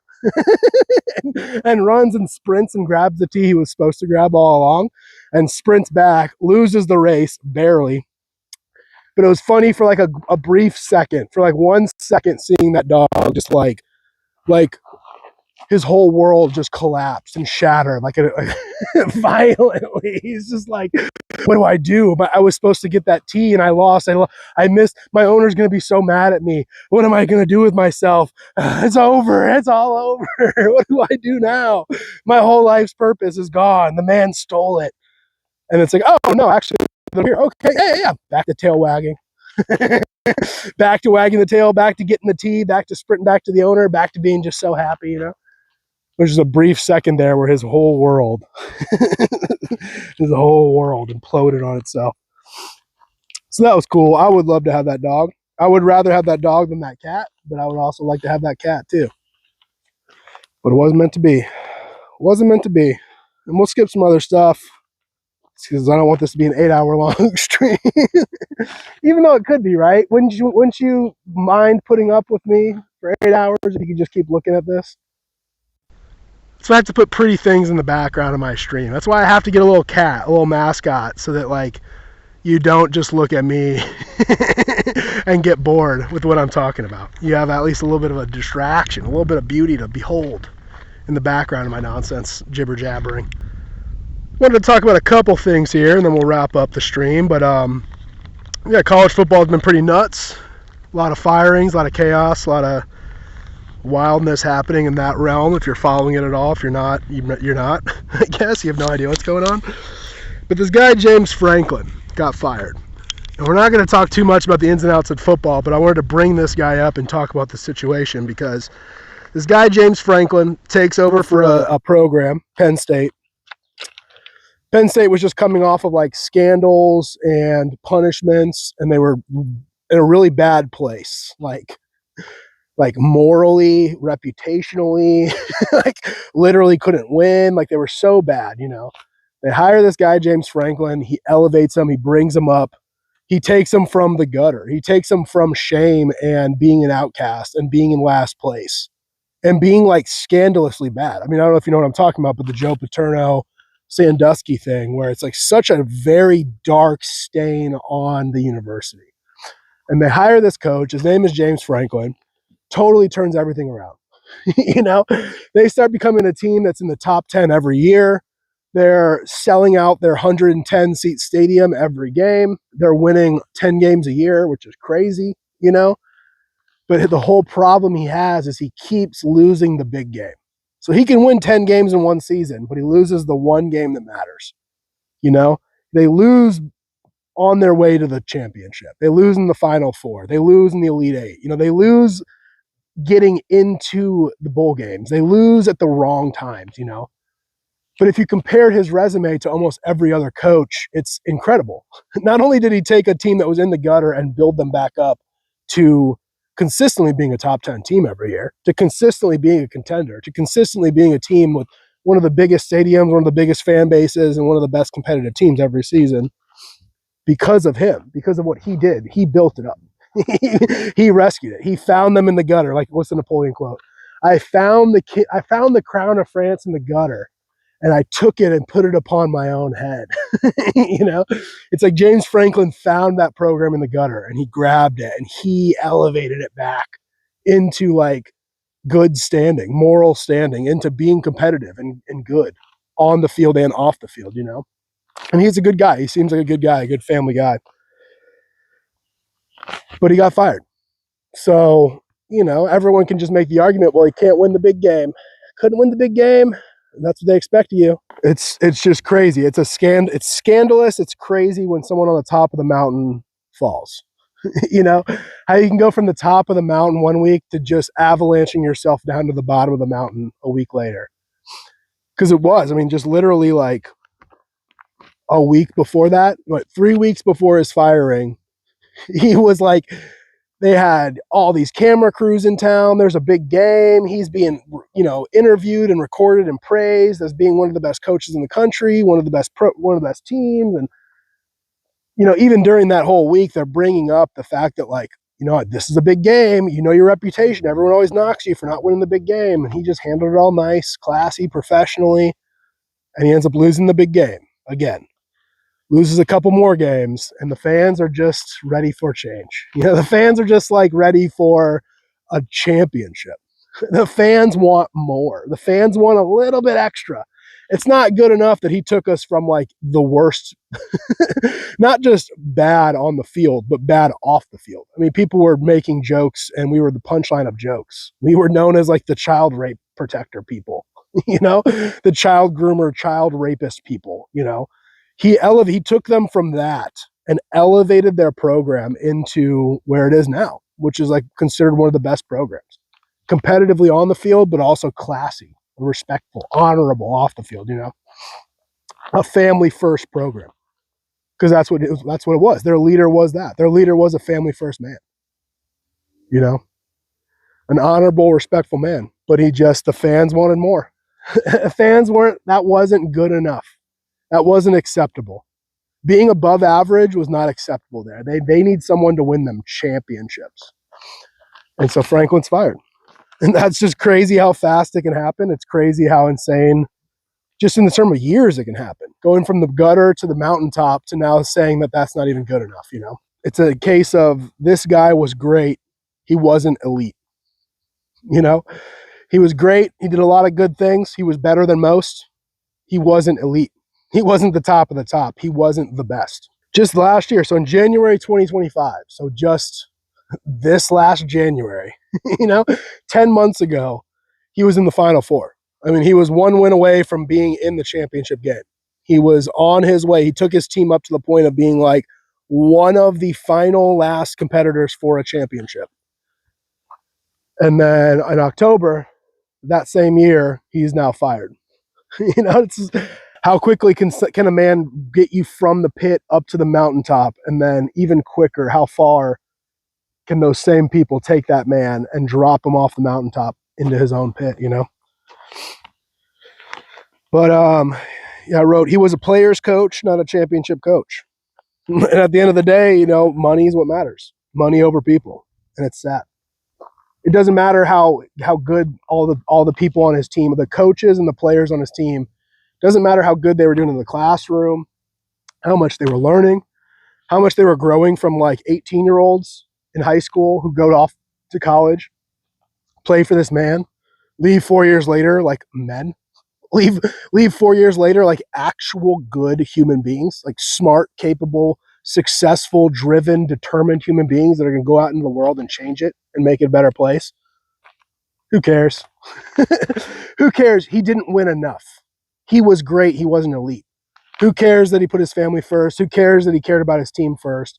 Who cares that he poured his heart and soul into making those young kids into men, respectable, honorable men with character? Doesn't matter. You couldn't win the big game. Doesn't matter. End of the day, doesn't matter. The fans in the stands want a championship. They want to be able to brag to their friends about the championship that you aren't winning for them.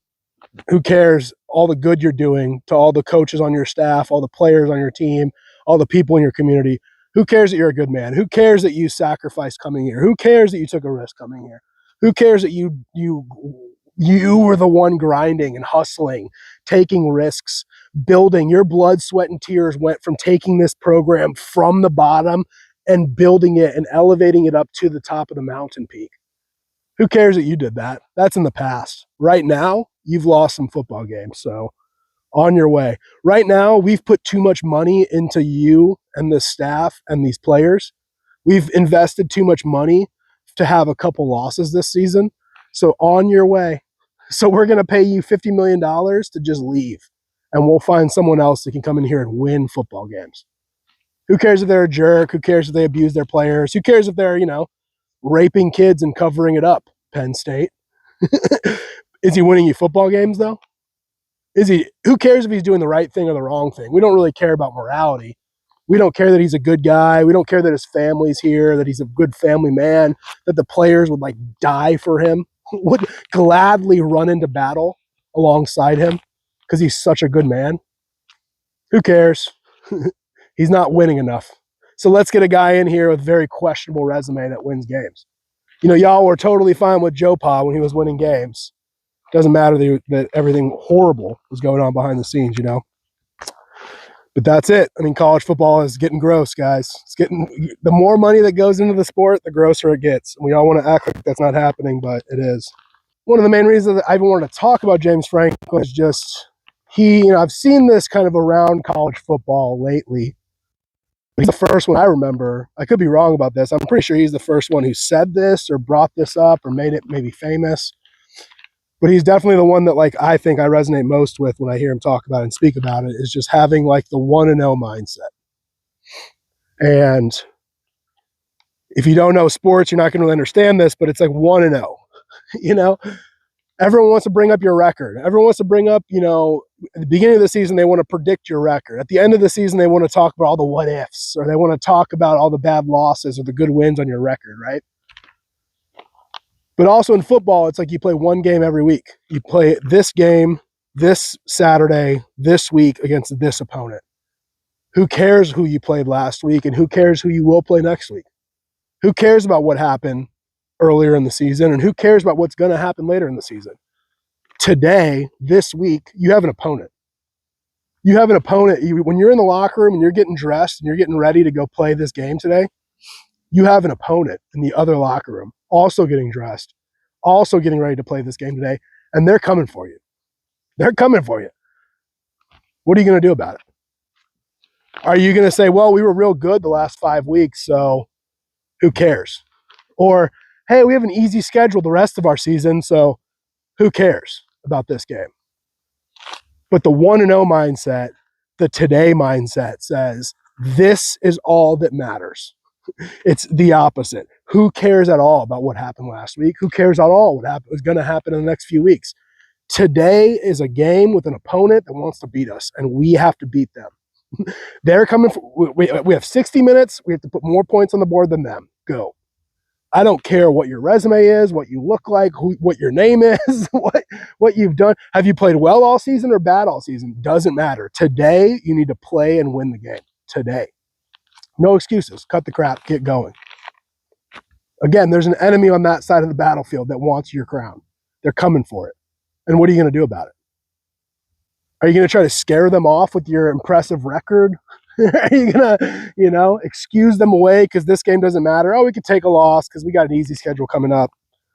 Or are you going to put in everything you have into today, into this game, into the opponent that stands before you now? ready to defeat you now? Is your mindset going to be one of, yeah, I'm going to step up to the challenge. I'm ready and I'm capable and I'm willing to fight this battle today and defeat the opponent that wants to defeat me today? Or are you going to be stuck thinking about the what ifs of the past or what could be's of the future, you know?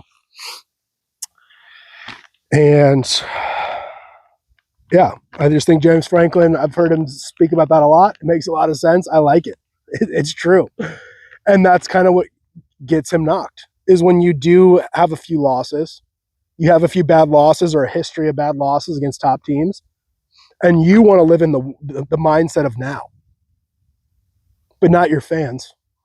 You know, not the people writing your checks, not the people on TV talking about sports. They want to only bring up your past.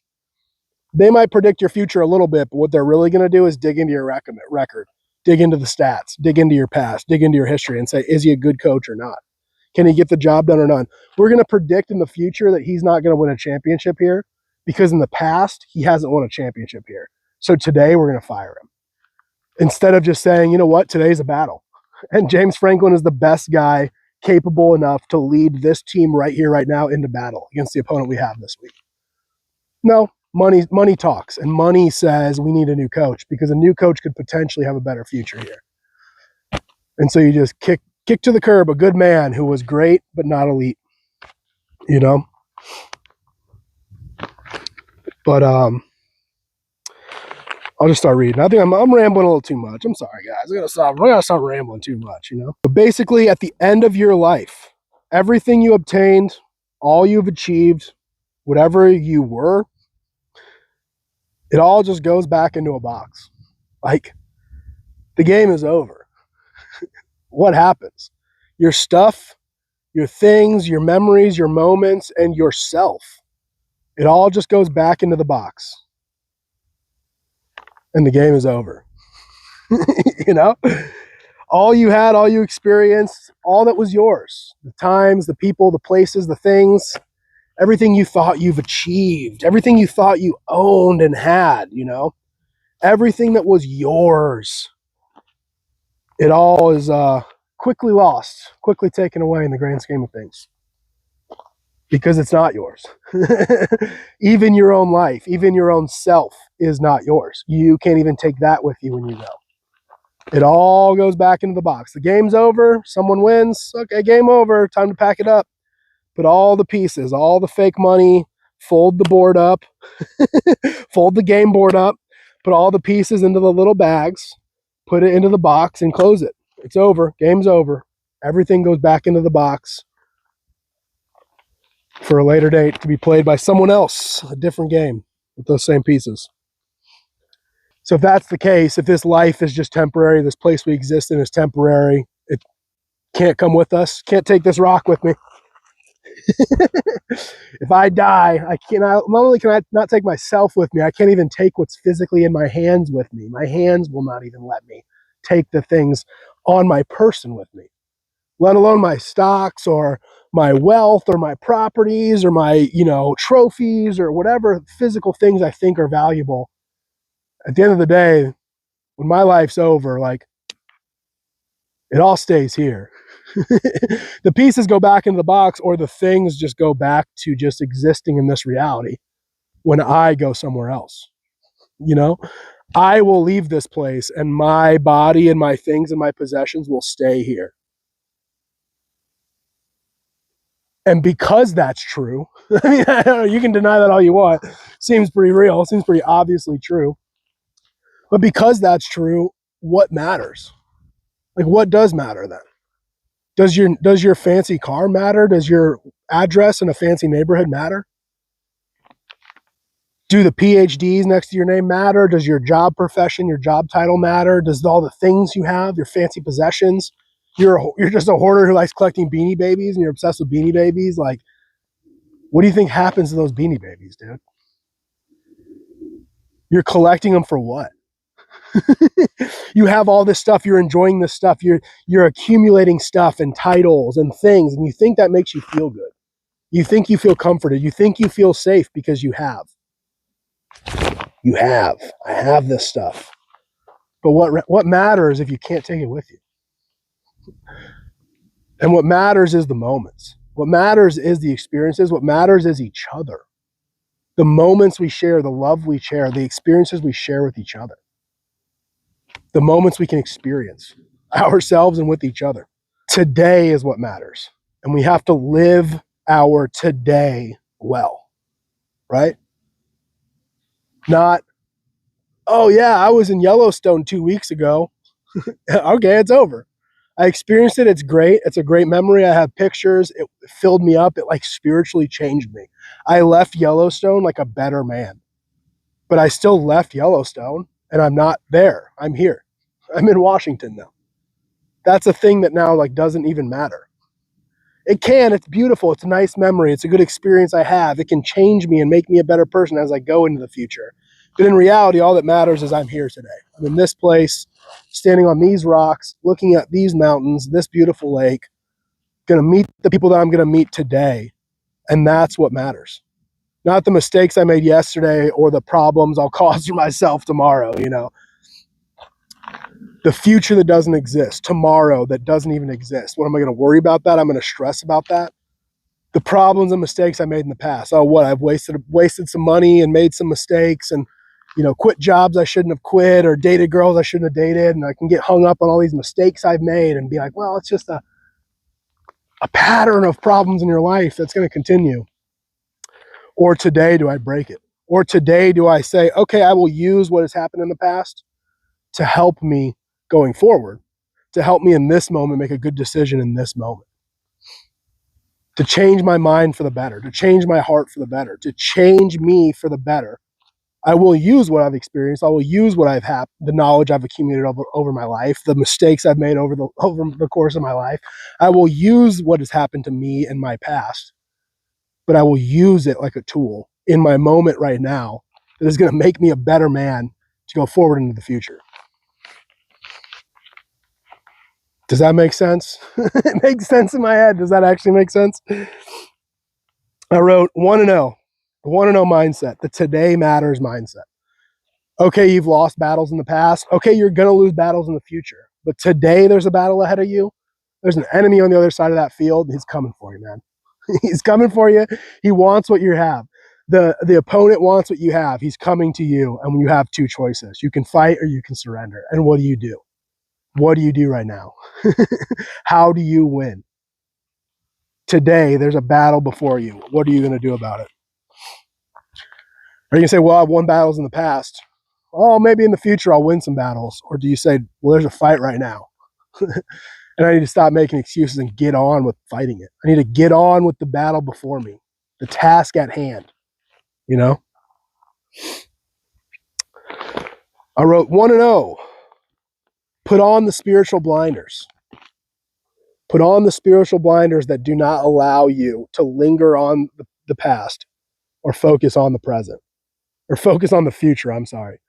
The spiritual blinders keep you spiritually focused on the battles ahead of you. What are you facing right now in this moment? And what are you doing about it? Are you taking it to the one that's going to help you in the battle? Or are you still worried about what you did in the past or what someone else did to you? Or, you know, the sin sick world did something bad or will do something bad? Or are you going to level up right now in this moment and tackle the problem at hand with him? The one who can actually help you fight your battles, the one who will fight your battles. Are you taking your problems in this moment right now? The battles you face, the enemies you face today, are you taking that to the one who can actually help you with it? Or are you not? Are you thinking that you're going to save yourself? Are you thinking that your impressive record of defeating enemies in the past is going to scare away your enemies today? Are you thinking that all the future success you're going to have fighting off your enemies and fighting your battles in the future, one day when I get strong, one day when I do this, when I get strong, when I get smart, when I finish school, when I get a job, when X happens, then Y. When something happens at some point in my life, then I will start taking Satan seriously. Then I will start saying, okay, you know what? I shouldn't be so sinful. Or are you going today with the mindset, going into today with that mindset that says, I am going to be more like God today. I'm going to be setting myself away from evil.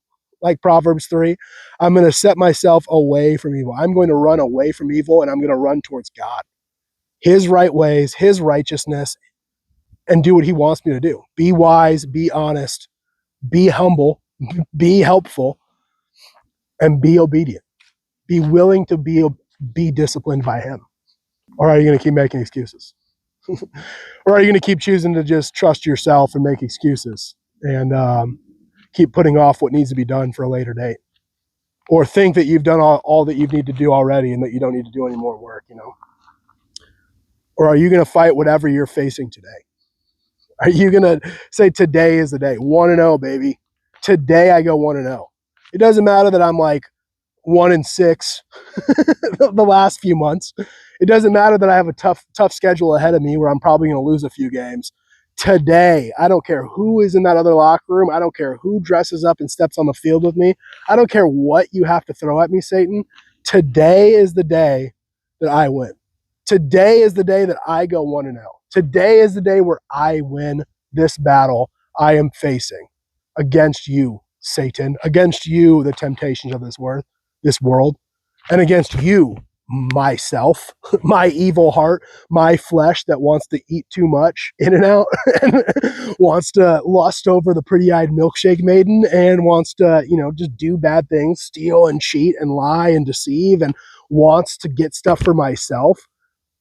That selfish fleshly pleasure desire that each of us have that says, I want whatever it is we like. I want it and I will have it and nothing will stop me, even if I know it's wrong and bad for me. Or are we going to have the mindset that, you know what, that temptation I'm facing today, I'm going to defeat it. 1-0, baby. 1-0.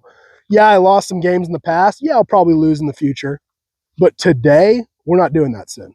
Today, it's over, man. Today is not a day we are going to lose. We are not stepping off that battlefield. I am not going to bed tonight with a prayer of confession to God, asking him for forgiveness and apologizing for what I did today. I want to go to bed tonight not 0-1, not defeated, not full of shame, not full of regret, not full of what ifs. I want to go to bed tonight praying to God saying, I hope that brought you glory. Praise be to you for everything you've done for me and given to me, including my life. And in return, I hope that what I did for you was good. I hope that what I did for you and for your kingdom was glorious. I hope I help people. I hope I help myself. And I hope when I go to bed tonight, I can know with confidence that I went 1-0 today. Like, I didn't go 0-1. Satan didn't beat me today. Yeah, he beat me last week. Yeah, there was a few days in Boise where I got a little too lustful. I got a little too gluttonous. I got a little too, telling little white lies and stuff for no reason. But today I'm not. Today, October 25th, I will be 1-0. There will not be any sins in my life. I mean, there will, whatever. But today is the day where we start storing up what matters. We start accumulating what matters. We start obtaining what matters. We start storing up for ourselves treasure in heaven, not treasure in my belly or treasure in my thoughts or treasure in my truck or treasure in my house or whatever the things of this world is that you might consider treasure. It doesn't matter, man. You're not going to take it with you. At the end of the game, that is your life, all the pieces will go back into the box and be put back on the shelf. And what you will take with you is your soul. And you will meet your creator. You will be on a knee before your creator, and hopefully you have treasure stored up for you there when you get there, because you had an accumulation of days. You had a giant pile of days that have accumulated, drop by drop, dot by dot, little bit by little bit. And eventually you just end up with this huge pile of 1-0 days, of days where I spread the gospel, I spread the light and love of Jesus, I complimented someone, I smiled at someone. I mean, I smile at people. The other day, some lady at Walmart stopped me, went out of her way to come up to me because I smiled at her. I ran into her a couple different times, and I just smiled. She was going by, I just smiled, kept going on our merry way. Saw her again, smiled, went on my merry way. She came up to me and was like, thank you so much for being so smiley and friendly. I didn't say anything. I didn't do anything. I just smiled at her. She was like, I can't tell you how much I needed that. I'm like, what? You know, like, I just smile at people. But look at that. The little acts of kindness that I'm just like, oh yeah, just do it. Just do it. Who cares? She might hate me for it. She might get mad. Oh, why is this big dumb idiot smiling at me? What does he want from me? What does he want from me? What is he? Oh, look at him. He's so happy. He has no idea what I'm going through. He's just so happy and smiling at me. How dare he? Or like literally this lady's like, you just changed my life. You just helped me so much just with a smile. I mean, win those battles. Win that battle in that supermarket that makes you smile. Win that little battle, every little moment that you face that is going to store up treasures in heaven for you. Not things that are going to get you, networking opportunities or make you a little bit more money or make you more popular in your neighborhood or online or whatever. It's like, no, do the thing that's going to win the day for Jesus. Do the thing that's going to go 1-0 today for you in your spiritual walk, where by the end of the day, you're going to bed tonight and you're praying to God and you've said, Lord, I want a battle for you today. Lord, I want a soul for you. I planted seeds for you. I did something good and wholesome for myself or for my community today. I didn't put it off for next week. I didn't run away from the events and happenings that came up in my day. I tackled the challenges at hand. I fought the opponent that came at me today. I took it seriously today. And I went 1-0 today. I was not defeated today. And who cares that who cares that I James Franklin'd it and I lost some games I shouldn't have. I got upset by a team I shouldn't have last week. Yeah, I ate too much In-N-Out. Yeah, I had lustful thoughts and did bad stuff. Yeah, sin. But today, I'm 1-0, baby. Today, and then tomorrow, we're going to wake up and we're going to go 1-0 again. And the next day after that, we're going to wake up and we're going to go 1-0 again. And eventually, those 1-0 days will accumulate into like 10,000-0. You're going to have like 10,000 different victories, however long a human being lives, however long you have days-wise left in your life from now to the end of your days. You're going to have that amount of days stored up in heaven that are treasures, that are thumbs up from God saying, thank you for what you've done, son. Thank you for the work and the sacrifice you put up. Thank you. Thank you for loving me, for trusting me, and thank you for being willing to be disciplined by me. Thank you for seeking my wisdom. Thank you for seeking my truth. Thank you for trying to be righteous and good like me. As if God was saying this. But have that be your goal today. Be 1-0 today for God so that someday in the future, when we die in this world and all your stuff is put back into a box, including your body, including you, put into a box and buried in the ground, everything just returns to dust. It all crumbles and withers away. It's all temporary. It all doesn't come with you, man.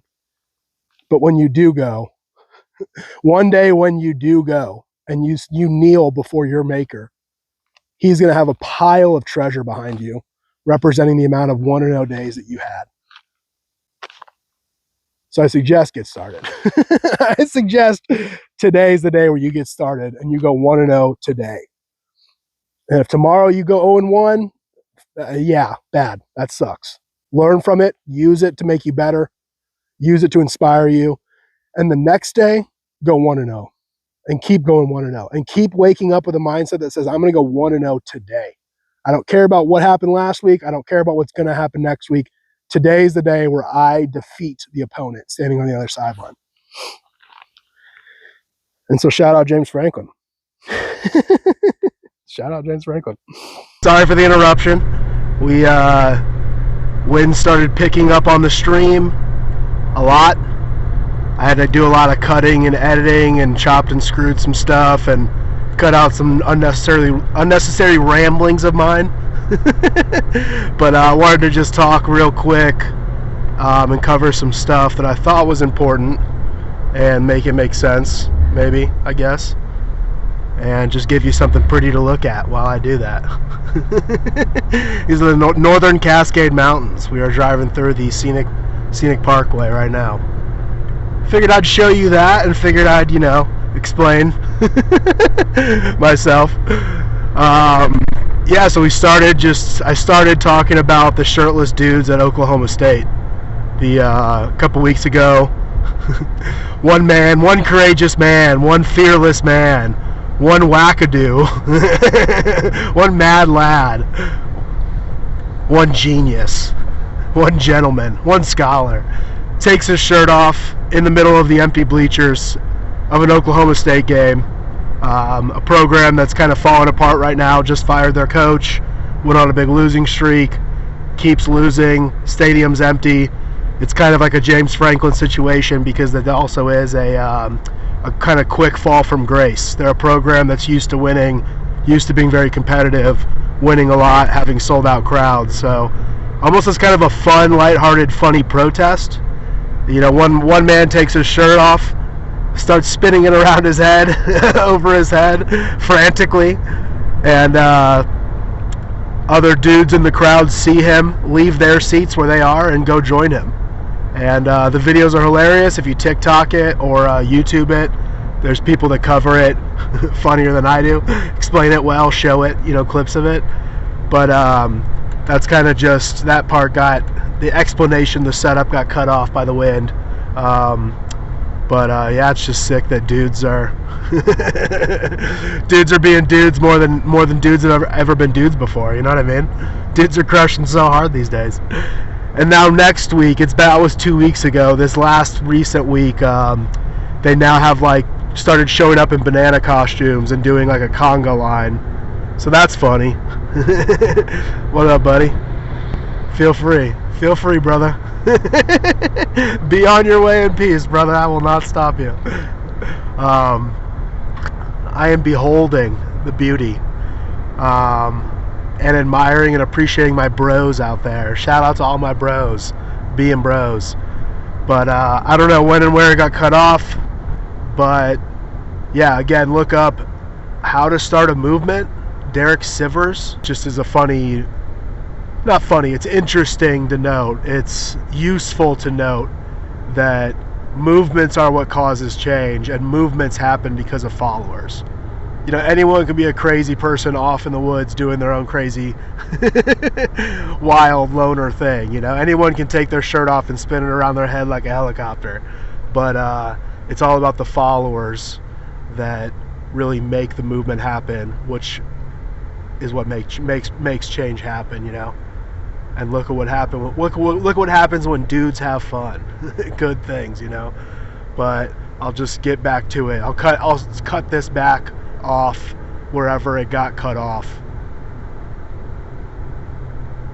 after this.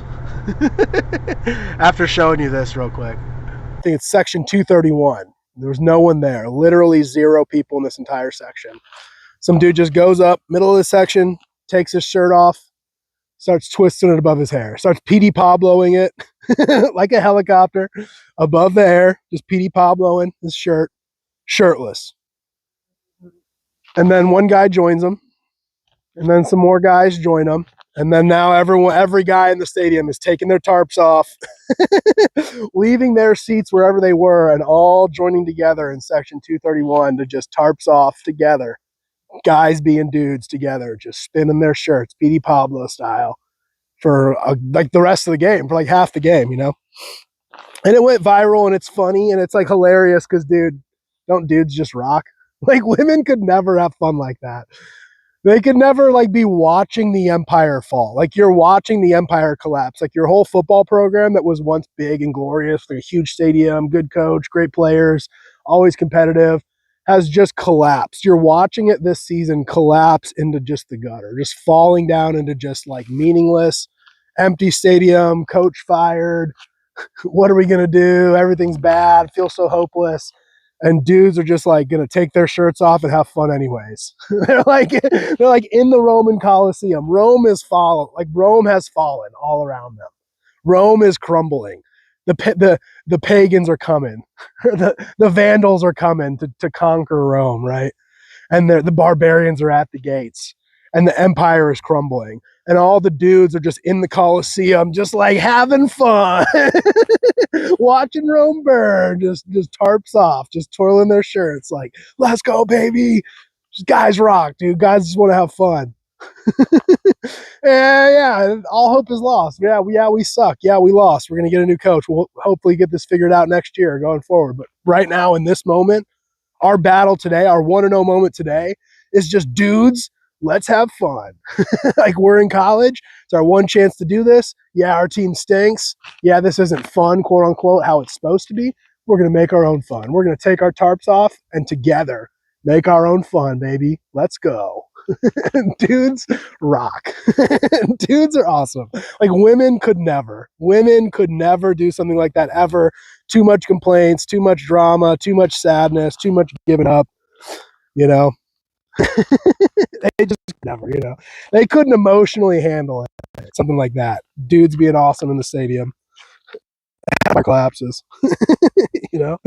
Where there's a crazy guy shirtless, acting crazy, and everyone's laughing at him. They're like, oh, hey, look at that one shirtless guy over there being a goof. And everyone laughs and points, and they go, hey, look at that goofball out there.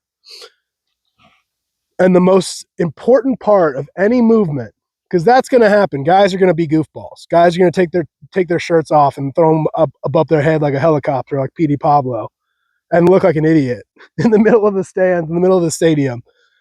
But the crucial part of any movement ever is the second person, is the first follower. The second person who goes, I'm going to join him. Yeah, he's crazy. Yeah, he's doing something stupid or goofy or whatever, weird. Everyone's laughing and pointing at him, and he looks like an idiot, and he's out there. He took the risk by himself to do that. He's taking the risk to go be the loner goofball idiot out there in the stands with his shirt off.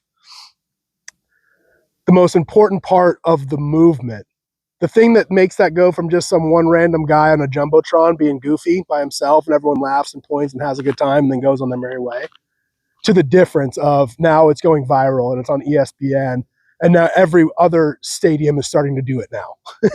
The difference between just some random guy somewhere and like literally a movement that's taking over the country is the difference of that first follower, that first guy that says, I'm going to join him.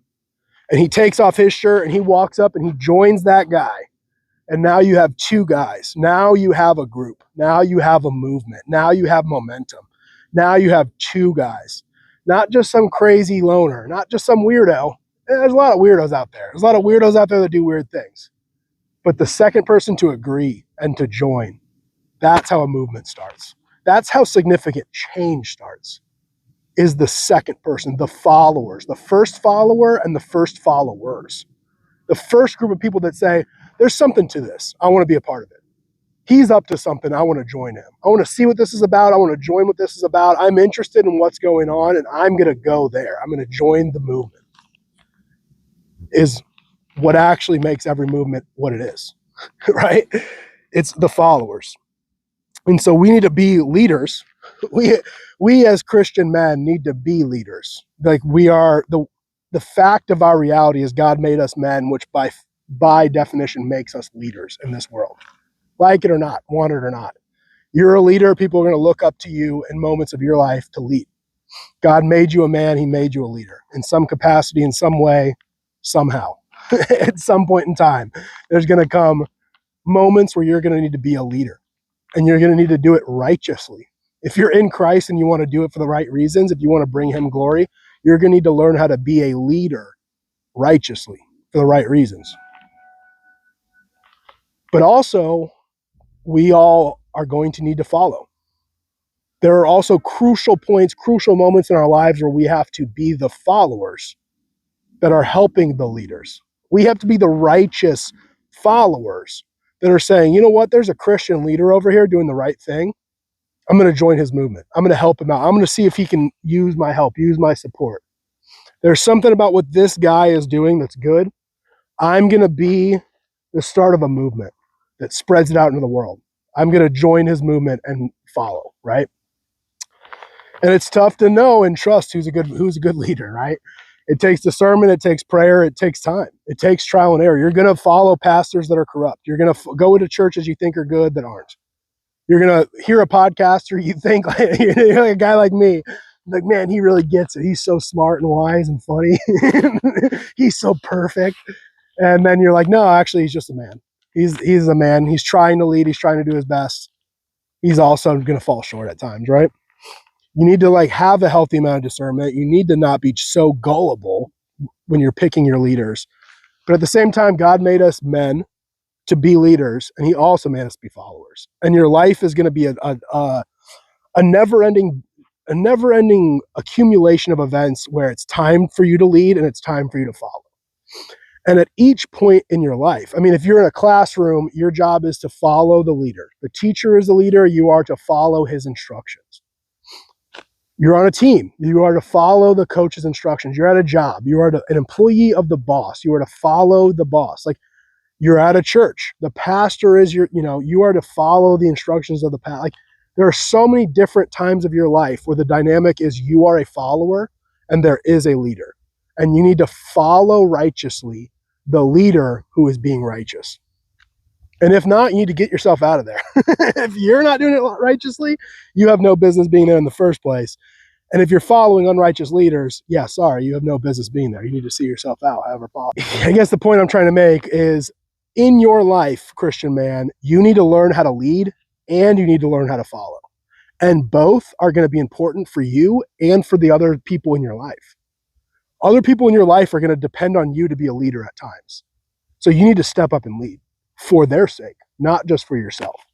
There are going to be other times where people need followers. They need help. They need support. They need hands to help. They need emotional support. They need followers.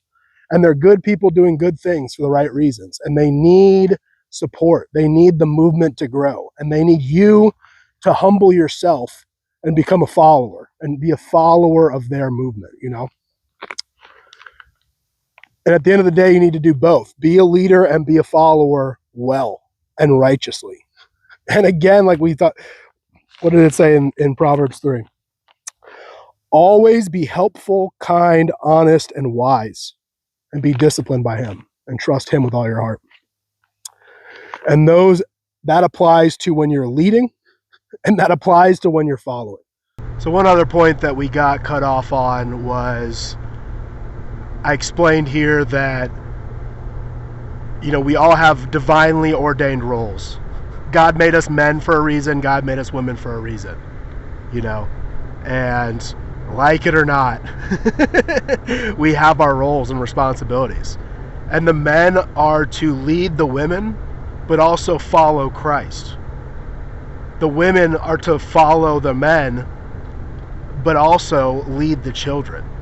Like, I didn't really explain it well enough, I guess, in the stream. Maybe we'll have to touch on it again at a later date. But, at some point, we all in our own way, whatever class we're in, whatever nation we're born into, system of government there is, system of economics we live in, whatever's happening in your environment that you're existing in, you're living in, and whatever gender you're born into, whatever status and class you're born into, everyone, high and low, rich and poor, strong and lowly, we all have times when we have to lead and have to follow in big and small ways, and a lot of it is, as long as you're doing it righteously, it's good.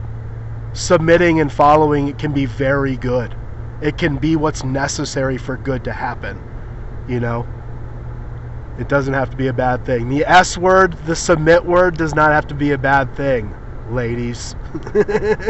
and men who refuse to submit to Christ, their Lord and Savior. Look at that. Look at that. Isn't that pretty crazy? Isn't that pretty wild and crazy, huh? God made you for a reason, man. He put you in the life you're in for a reason. And endure it all with hope, with what is to come. And it will all be good in the end. If it's not good right now for you, today, this week, this year, this life, then it is not the end. If it is not good for you yet, it is not the end. And in the end, it will be good for you. Endure with as much hope and joy and optimism as possible. Together, with your brothers, with your sisters, with your family, spiritually and physically, But endure this life.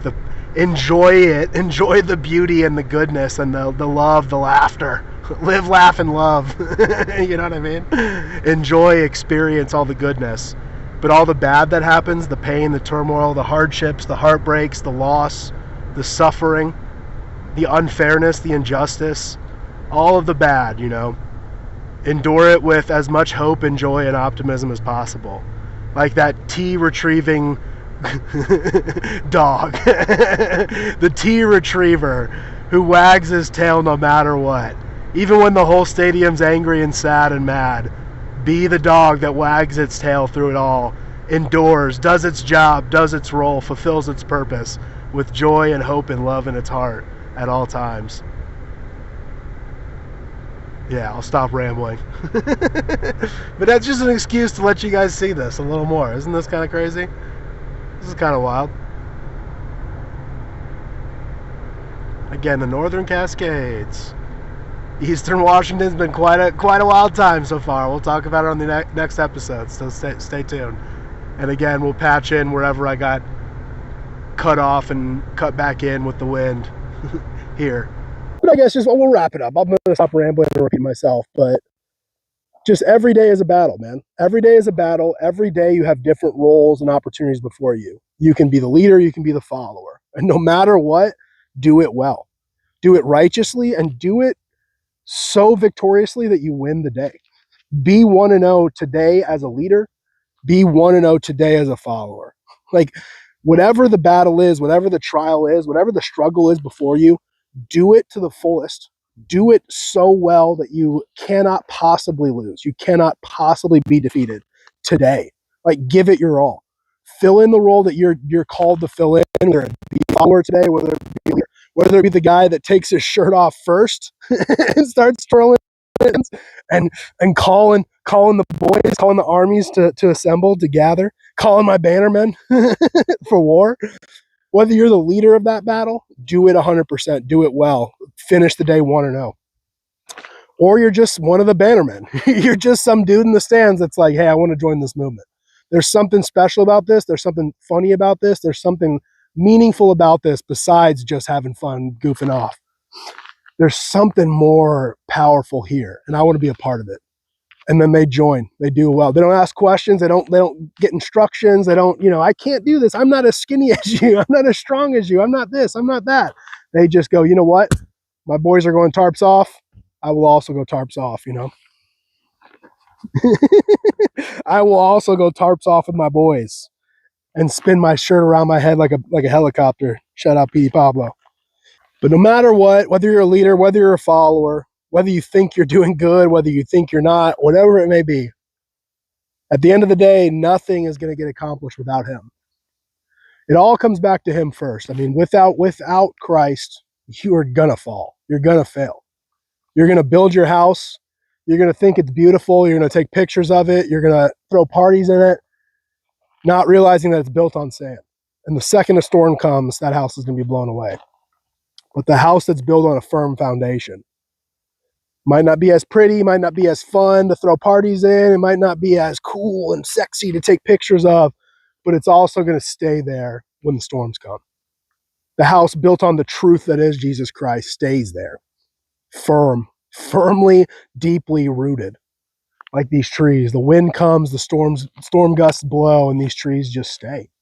They have deep planted roots, firmly in what matters, firmly in the truth that is God's word. You'll never accomplish anything or obtain anything lasting without Christ. You can get money. You can get a lot of money. You can get a lot of status. People can like you. You can have a good reputation. People on social media hit heart on your post, and you can be like, man, millions of people like my posts. Millions of people think I'm sexy. Millions of people know I'm rich and famous and blah, blah, blah. And I look at me. Look at how good. Look at how impressive. Look at how much I have. The stuff I have, the attention I get, the popularity I have. All of it falls short. All of it goes away. All of it literally falls back into dust. The pieces of the board game are put back into the box, and none of it goes with you. So did any of it matter? Everything you did, all the skills you acquired so that you could become rich and famous and popular and successful, all of it falls short at the end without Christ. And the things that do matter are the piles and piles and piles of treasures that you're going to have stored up for you in heaven. All that's going to matter is that giant pile of 1 and 0 days that you have stored up for yourself in heaven. Because you've done what matters, which is spread the light and love of Jesus Christ to lost souls. What you've done is not your own business, but the business of Christ, which is going out and reaching lost souls and drawing them back into the light. You've done the work of Jesus. The business that Jesus was on was finding and saving lost souls. That's what matters. And with him, that is what matters. With him, that is what you will do that matters. You will go out in whatever way it looks like, evangelizing, street preaching to random people, discipling people you just met, going up to your family and friends you've known your whole life, going up to your coworkers, whoever it is, the people in your life, everyone, the random lady you can smile at in a Walmart, the kid on your team, the random one player on your team. Whatever it may be, whoever it may be that you experience or encounter in your life, a loved one, a stranger, a Christian, an unbeliever, whoever it is, are you today spreading the light and love of Christ to them? Are you getting serious about the business that Jesus was serious about when he was here, which is finding lost souls and leading them to salvation? Or are you too busy getting that promotion? Buying that house or, whatever. Whatever kids these days spend their money on, drugs, whatever you guys are spending your money on these days. But at the end of the day, what matters is your soul and the treasure that your soul will inherit in heaven. And the things of this earth, the people, the places, the things, the stuff, the tangible, physical stuff, all your possessions go away when you're done. The pieces go back in the box, man. So what matters? So what matters and what are you going to do about it? And my suggestion is you win the day. You go 1-0 today. You find someone who's lost today. You compliment people today. You smile at people today. You try to spread the gospel to people who've never heard it or who have rejected it today. You try to serve your people. Okay, yeah, your friend's a Christian, or you're just in a community where all you're encountering are believers. Yeah, you're not going to save anyone lost and bring them to Christ. What you can do is serve them better. What you can also do is find the leaders that are leading movements and go join them and help them and serve them. You can go to your church and serve. You can go help the leader that is your pastor who's trying to start the movement that is your church. Let's say he's a good guy. Let's say the church is a good thing. Then you go be a good follower. You be a righteous follower for that leader and go follow him and help him and serve him and sacrifice your time and your energy to help them. Tithe a little more. Serve a little more. Serve both services on Sunday. There's a lot of things you can do as a leader and a follower today that will bring glory to God. There's lost souls you can preach the gospel to, and there's Christians that just need a friend, that just need someone to listen. There's believers and unbelievers all around you today that you can help. There's a lot of people that need the gospel. There's a lot of people that just need a friend. There's a lot of people that just in a Walmart, they're going through hell, and all they need is a stranger to smile at them. There's a lot of little things you can do starting today, that can win the day, that can make that 1-0 happen. When at the end of the day tonight, you're praying to God and you're trying to think what did I even do today that was good to God? And you're like, well, I did smile at a lot of people. I did compliment a few people. I did do at least a little bit of good. It wasn't a total loss. It wasn't a total failure. I didn't give in to sin. I didn't do anything harmful. I won the day. I got out of there with a W. It might not have been pretty. It might not have been a blowout. I might not have won a trophy. But I helped build God's kingdom a little bit today. I helped spread his light and his love a little bit out into this dark place a little more, Whatever it is, whatever it looks like for you, and it's going to change. It's not going to be the same repeatable pattern every day, right? Your days are different. The people you experience and encounter are different. But today, have a 1-0 mindset that says the people that I encounter, whether they're believers or unbelievers, I'm going to help them. I'm going to serve them. I'm going to love them. And I'm going to shine the light and love of Christ on them. Even in small ways like smiling at them. And enough of that. Enough of those little moments pile up into big giant piles. It becomes mountains, mountains and mountains and mountains of good, righteous works. And, you know, you get enough dudes, you get enough shirtless dudes swinging their shirts above their heads, and you get a movement. You get enough of us. You get me, you get you out here just helping people, being nice, being polite, being caring, being a friend, being available. Hey, I'm here. How can I help you right now? Can I carry something for you? Can I fix something for you? Can I help you write something? Can I help you in some way? I don't have money, but I can help you. I can serve you. I can paint the fence you keep not painting in your backyard on Saturday. You know, I cannot go have fun with my friends Saturday, and I can help you do that thing that chore you've been putting off because you can't really do it. Find ways to help people today. Find ways to love God more today. Find ways to love God's children more today, and serve and love and be available and helpful to all people at all times, all around you. The unbelievers, the believers, the people who have never heard the gospel, the people who've heard it so much they're sick of it. Either way, love them, serve them, and win the day today. Not for their sake, not for your sake, for his sake. Do the work he wants you to do today. The battles, the trials he puts before you today, and also the people who need your help he puts before you today. Rise up, Christian man. Rise up and win the day. Be 1-0 before you go to bed tonight. And the last thing I'll say is just weird because this is the second time I've done this, so I feel like I'm doubly repeating myself. I feel like I didn't do a good job explaining my thoughts as I did on the last stream, which is kind of annoying, but whatever. Hopefully it was good enough. Hopefully you get what I'm trying to say. But at the end of it, I wanted to end with this awesome prayer that this pastor said. I went to this church, Boise Gospel Church in Boise, Idaho. And the pastor had this really simple, beautiful prayer that kind of stuck with me. It's just stuck with me for a few weeks now. And I wrote it down. He said, Lord, he said, the whole point was you should be calling out to God to be disciplined, to be corrected, to become a better, more godly person than you were yesterday. Today, you should take seriously, how do I become more like God, more like Jesus, more like the man that God has destined me and wants me to be? How do I leave the man who I was behind and go forward into that? And he had this prayer that was just real short and simple, and it was in the middle of other big points, but again, it just stuck with me. But, Lord, what we don't see, show us. What we don't know, teach us. And what we aren't, make us. And that last line just really has stuck with me.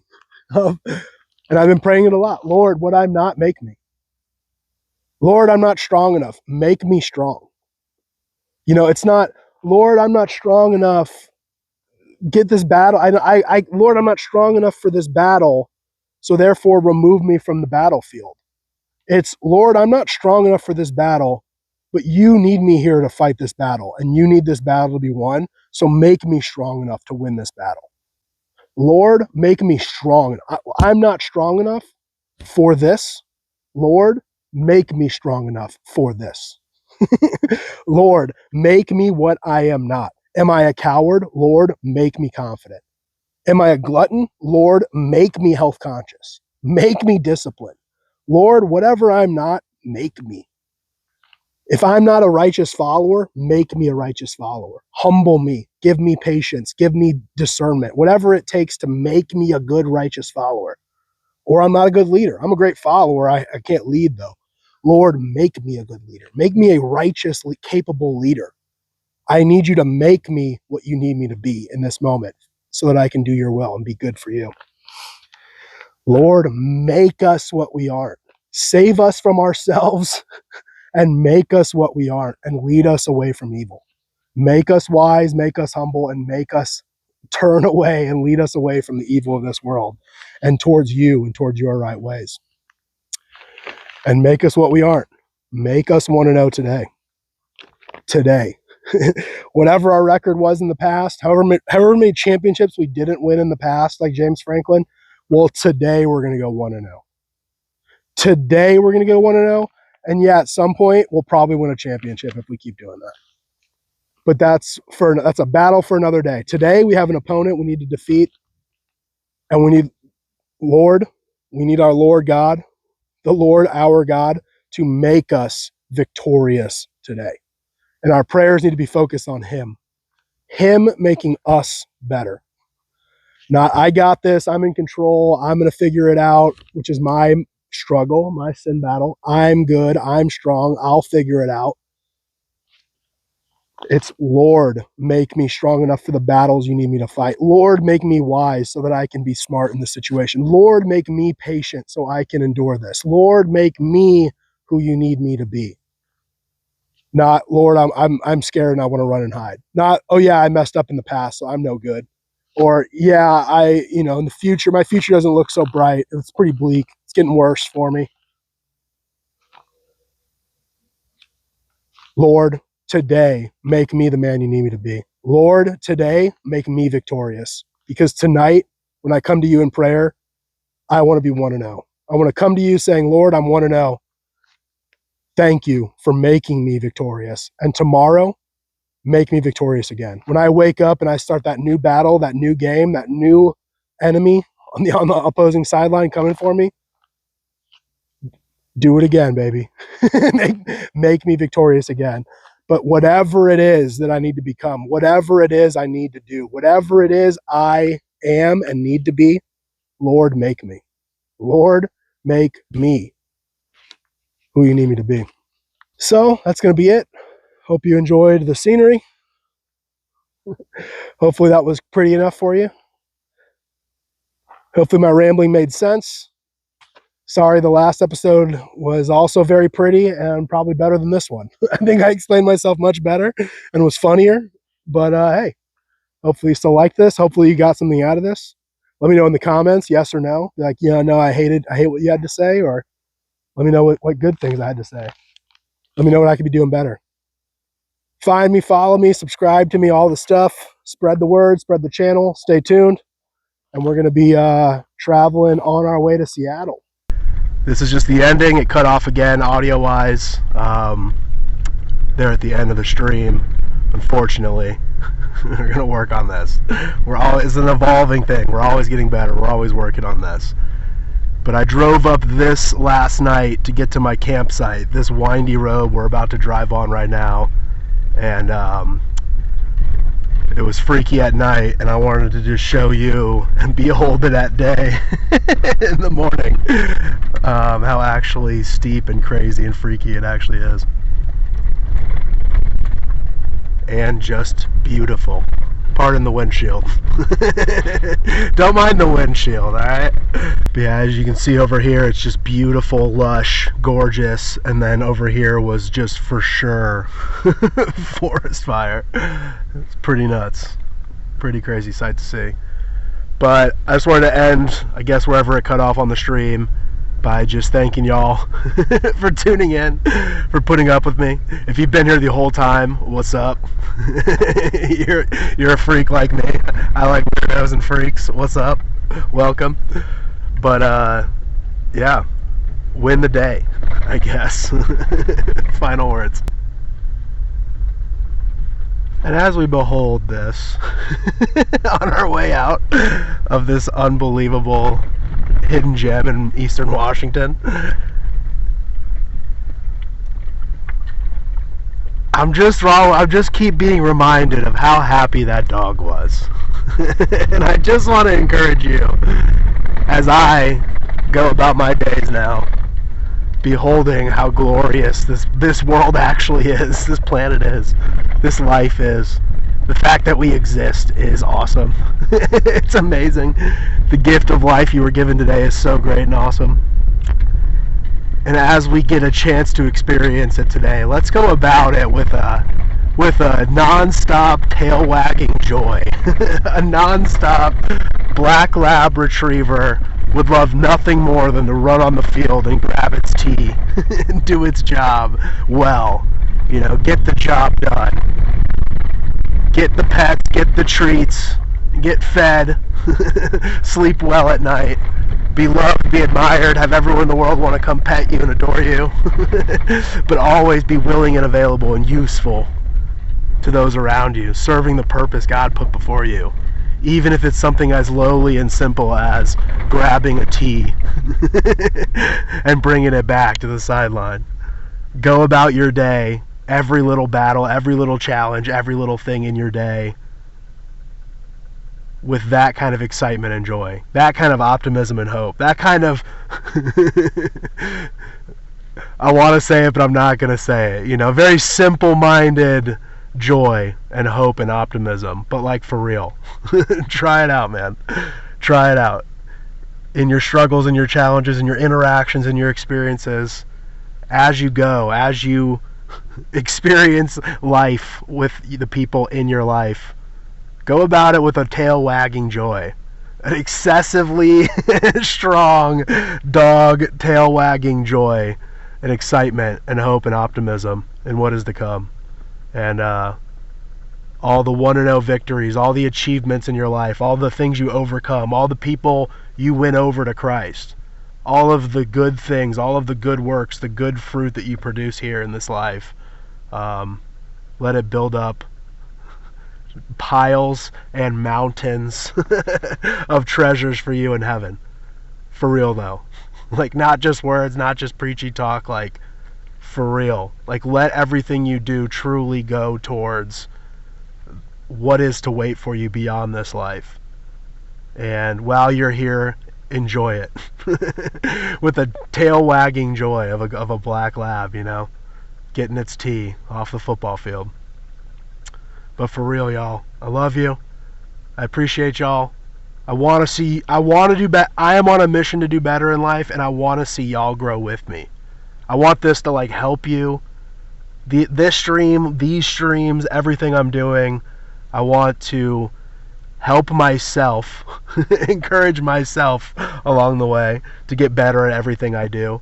But also, I want you to come alongside me and grow and improve and walk closer and better with Jesus. For real. So if there's any way I can help you do that, let me know. Message me, comment me, DM me, whatever. Text me if you know me. Hit me up though, for real. Because I want to help y'all. I want to be there for y'all. I want to win the day for y'all. I want to be there to hold you accountable, give you resources, provide encouragement, insight, motivation, whatever it is you need. Just an ear to listen. I want this, and I want my life to be useful and helpful to you guys. So, yeah, just let me know how I can do that. And if I'm just doing that with my ramblings, my nonsense, the views, the sights, the fun stories, the attempts at funny jokes, then good. Then you're welcome, and that's it. Just you're welcome. Thank you. And I love you guys. This is now the end. I am now leaving. We're going to cross the cattle guard out of the park on our way to Seattle-ish area after a few more stops. But I love you guys. Jesus loves you. Have a great day. And have a tail-wagging joy as you go about it.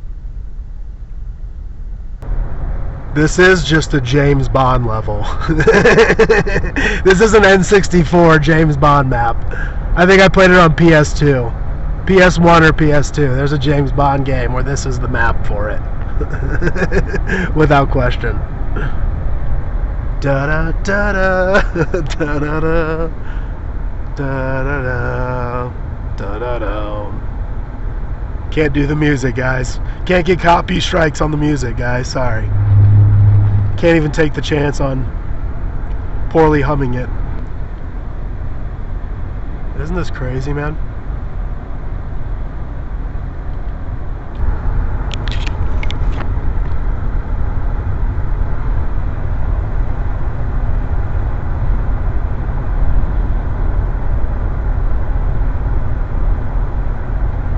It's pretty neat. Pretty neat. I'd say probably top 10 highways I've ever driven. This is up there. It's just up there. This is wild.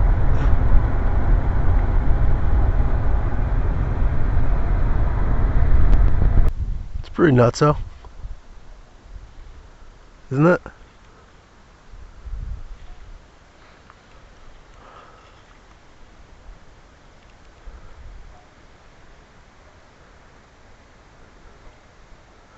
Isn't it?